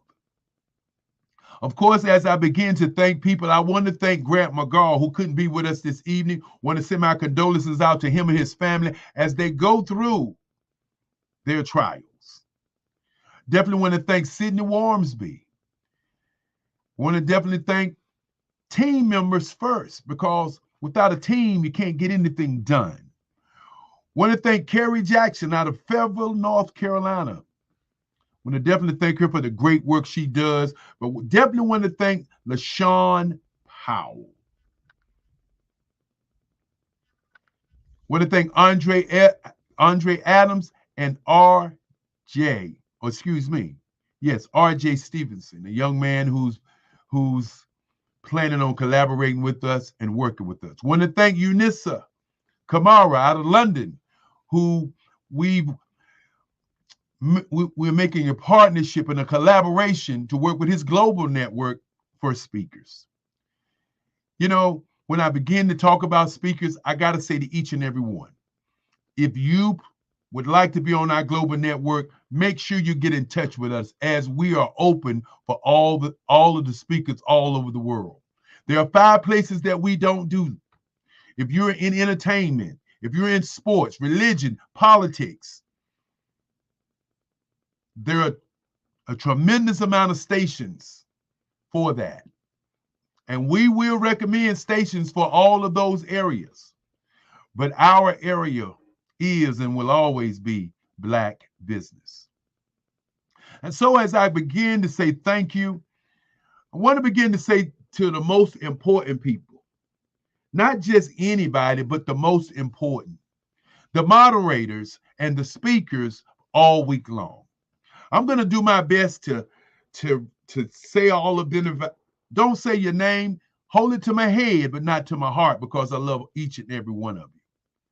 I want to start out with Barbara H. Smith, a young lady that's been with the Black Business Olympics for the last 3 years. A lady who is the speaker, trainer, coach, one of the best in the business. And if you ever need somebody to train you to speak, she is the business to do it. Want to thank Dominique Simpson, the Carolina, Virginia Minority Supply Development Council. Want to thank all the great things that they do. Want to thank Nathan Malinga out of Zambia, Africa. Want to thank TJ Wright, who did his fireside chat. Want to also thank again Sydney Wormsby, Angelique Buckley, Joseph Simmons, Tamika Thomas of Too Much TV, and of course Nathan Malinga. Again, I want to thank him because they did double duty. Joseph Simmons. Want to thank people who did things on business and education, who spoke on business and education. Want to thank Dr. Madeline Ann Lewis. And I want to take a moment and say something about Dr. Madeline Ann Lewis, who's on the team, who makes sure that every time that we begin to plan, that everything is planned meticulously. A young lady who gives us our Thursday night, what I call our Thursday night light. She brings it home every Thursday night. If you have been going and listening to the Black Business Olympics, you have to be there every Thursday night at 7 o'clock when she delivers the state of Black business all over the world. And then I want to thank Tanya T. Wise, my coach. I want to give her a credit. All great business owners, all great business people need a coach. And I want to thank Tanya T. Wise, my coach, who coached me so very well, along with my other coach. And she coaches me well also, and that's Kimberly McLean. Want to thank again R.J. Stevenson, Kerry Jackson. Want to thank Chris Wright, Catch Chris, Susan Smallwood. Want to thank the Zillionaire. When you begin to talk about the Zillionaire, you have to talk about Melanie Perry. Want to thank her. Want to thank Sean Ho-Heen King, Jerry Smith. Want to thank Odrilla Clark. Want to thank Fazelma Lynn. Yes, Fazelma Lynn, a rock, who makes sure that we get many, many more speakers. She's a part of our team also.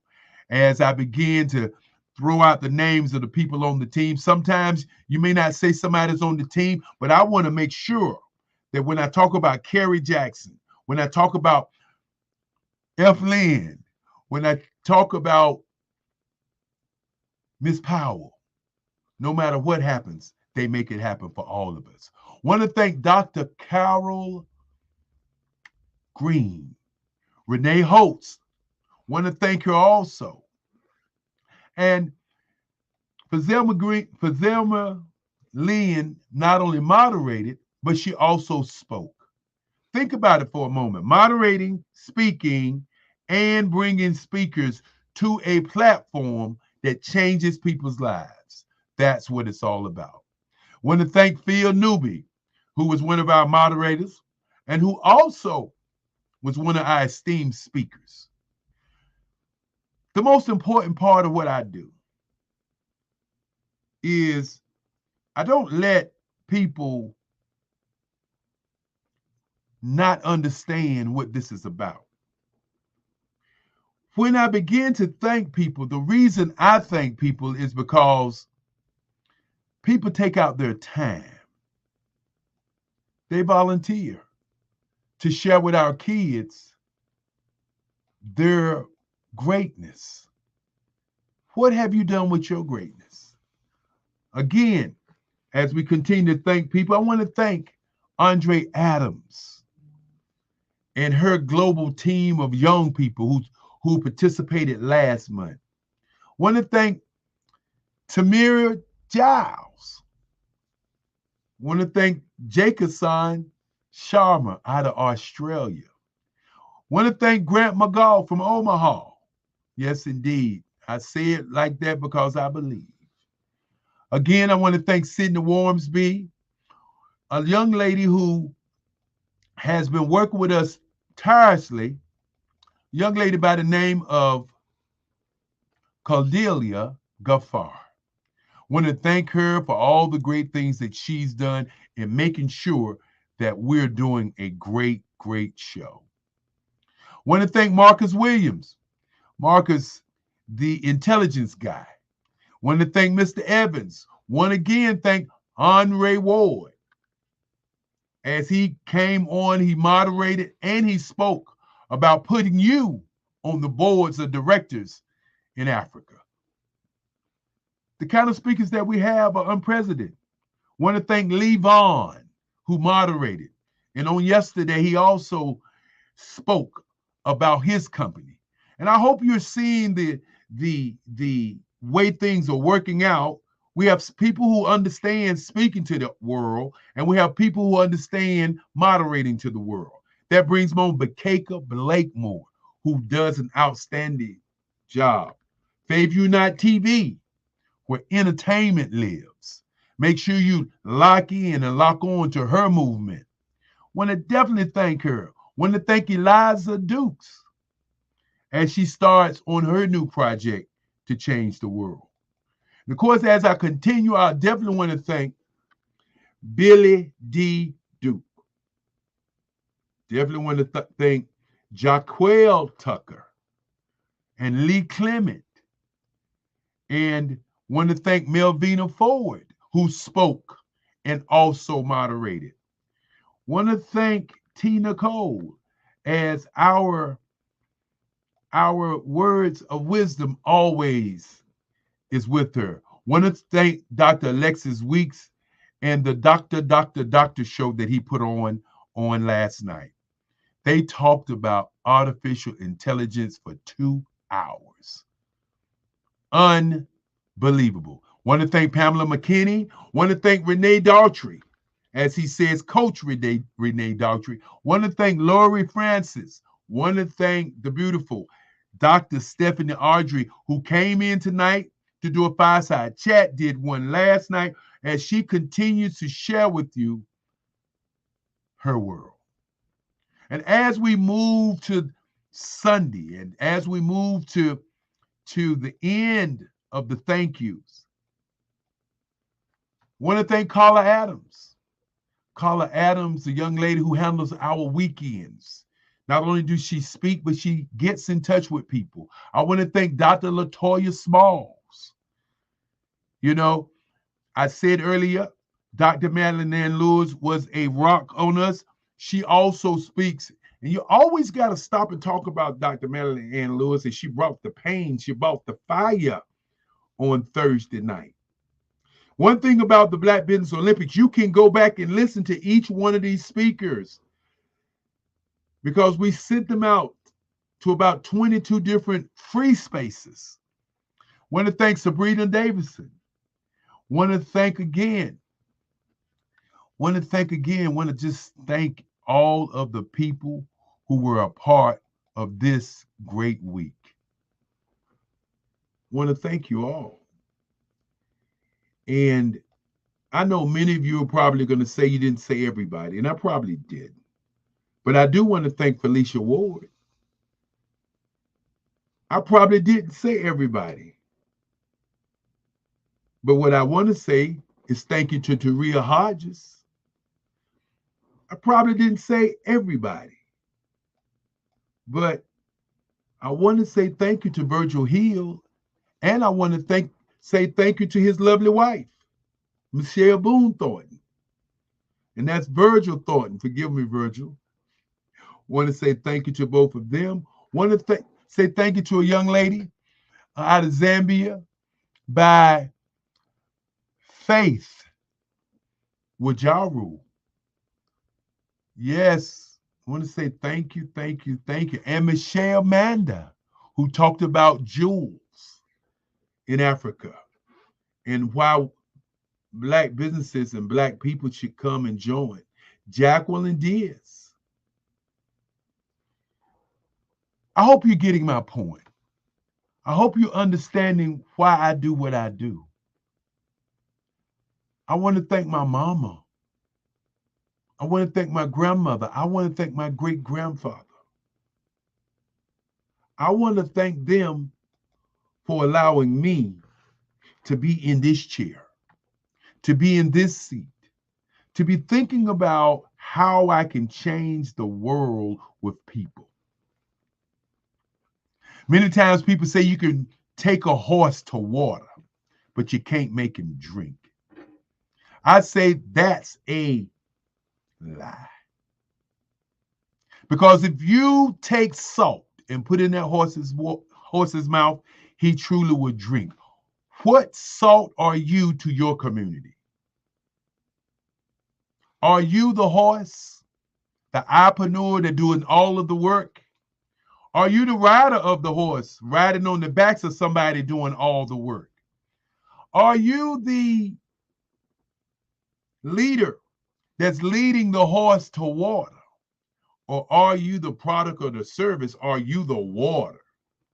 Or are you the salt?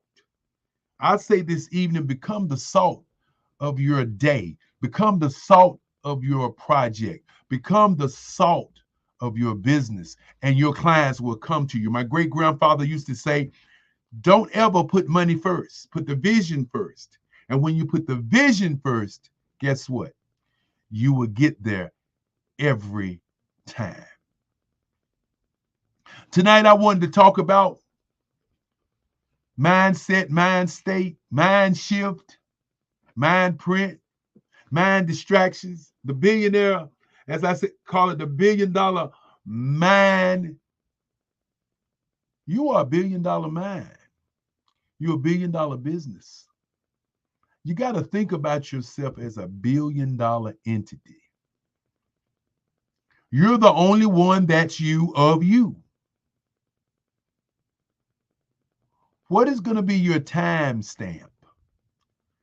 What is going to be what you're going to leave on the planet for other people to say you were there? Are you going to live in the 4 quadrants forever? Are you going to live in the past, continuing talking about what you should have, could have, would have done to go somewhere? Are you going to live in the past where you continue to go backwards and backwards and backwards and talk about the things that happened to you that kept you from going or kept you from being the great person that you want to be?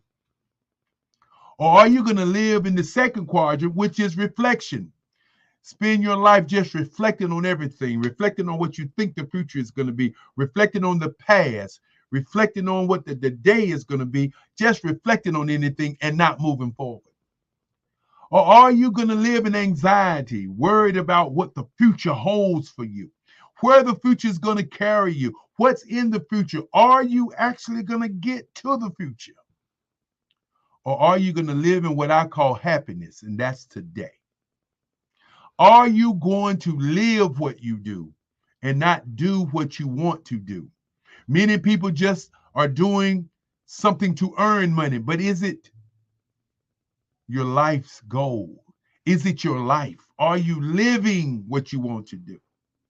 That is what the salt is about, living what you like, you love, you want to do. The thing that you want to do every day for nothing. Why aren't you doing that today? If you're a business owner all over the globe, we want to know and hear from you. We want to know, what did you think about this week? And for those of you who this is your first time, don't let it be your last time. I want to say that this has been another historical week. We have again done something that's never been done in time. Never has there been a live network for 7 straight days with over 100 speakers speaking from 8 o'clock in the morning to 8 o'clock at night. Ask yourself, why did they come? Why did they speak? Why did they share their worlds with the world? If there's a billion people in Africa, billion black people in Africa, and there's 2 billion black people on the planet, and the rest of the other billions in the other continents, Europe, North America, South America, Australia, and the like, Japan, Singapore, all over. The average age in American is 27, but the average age in Africa is 14. What does that say about the average place to do business? So if you're doing business with 40 and 50-year-olds right now, guess what? In 10 years, you'll be out of business. So we want each and every one to begin to find somebody young, begin to do business with them, begin to mentor them, begin to show them how they can do something great with their lives. This is why we do the Black Business Olympics on the Black Business Network. The Black Business Network is a 24-hour network sharing businesses about business.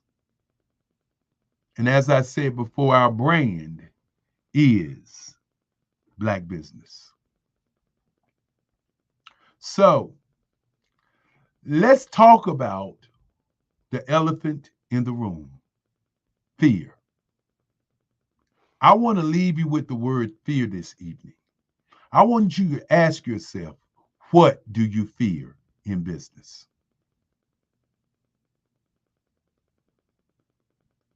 That is the question. What do you fear in business? And with that being said, it's been a great week as I bring back the young lady who's been, an inspiration to me, even in my old age.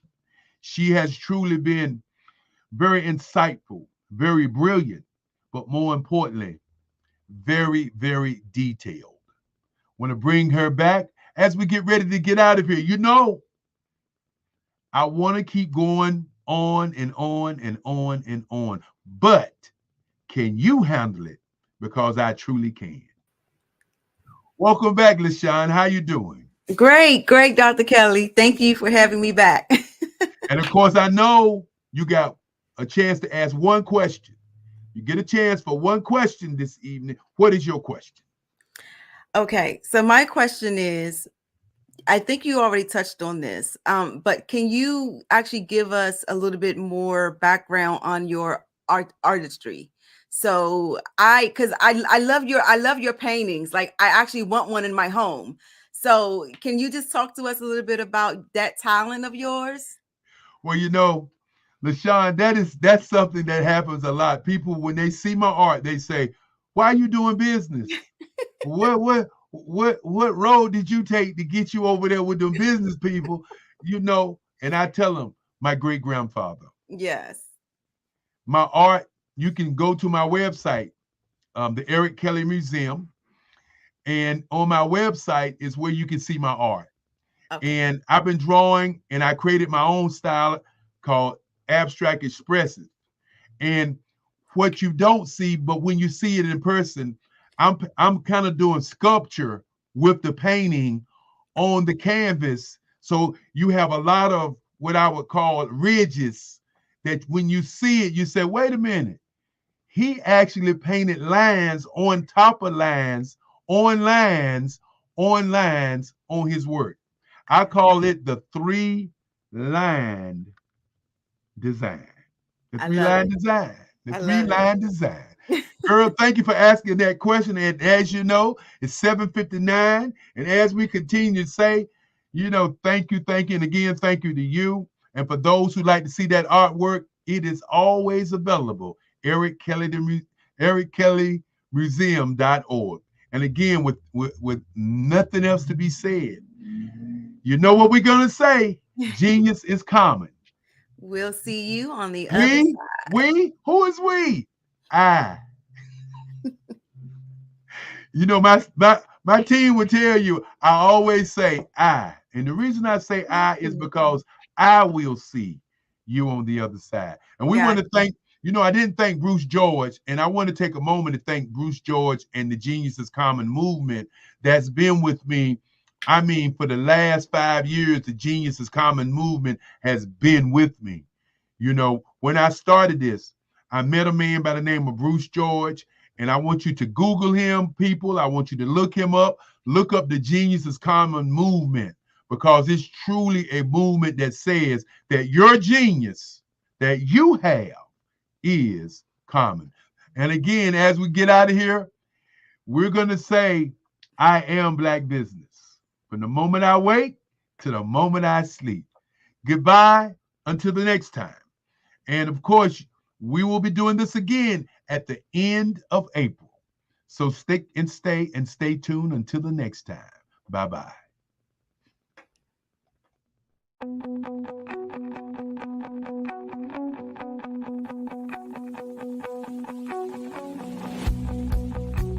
I am Black business. From the moment I wake until the time I sleep. Yes, I am Black business.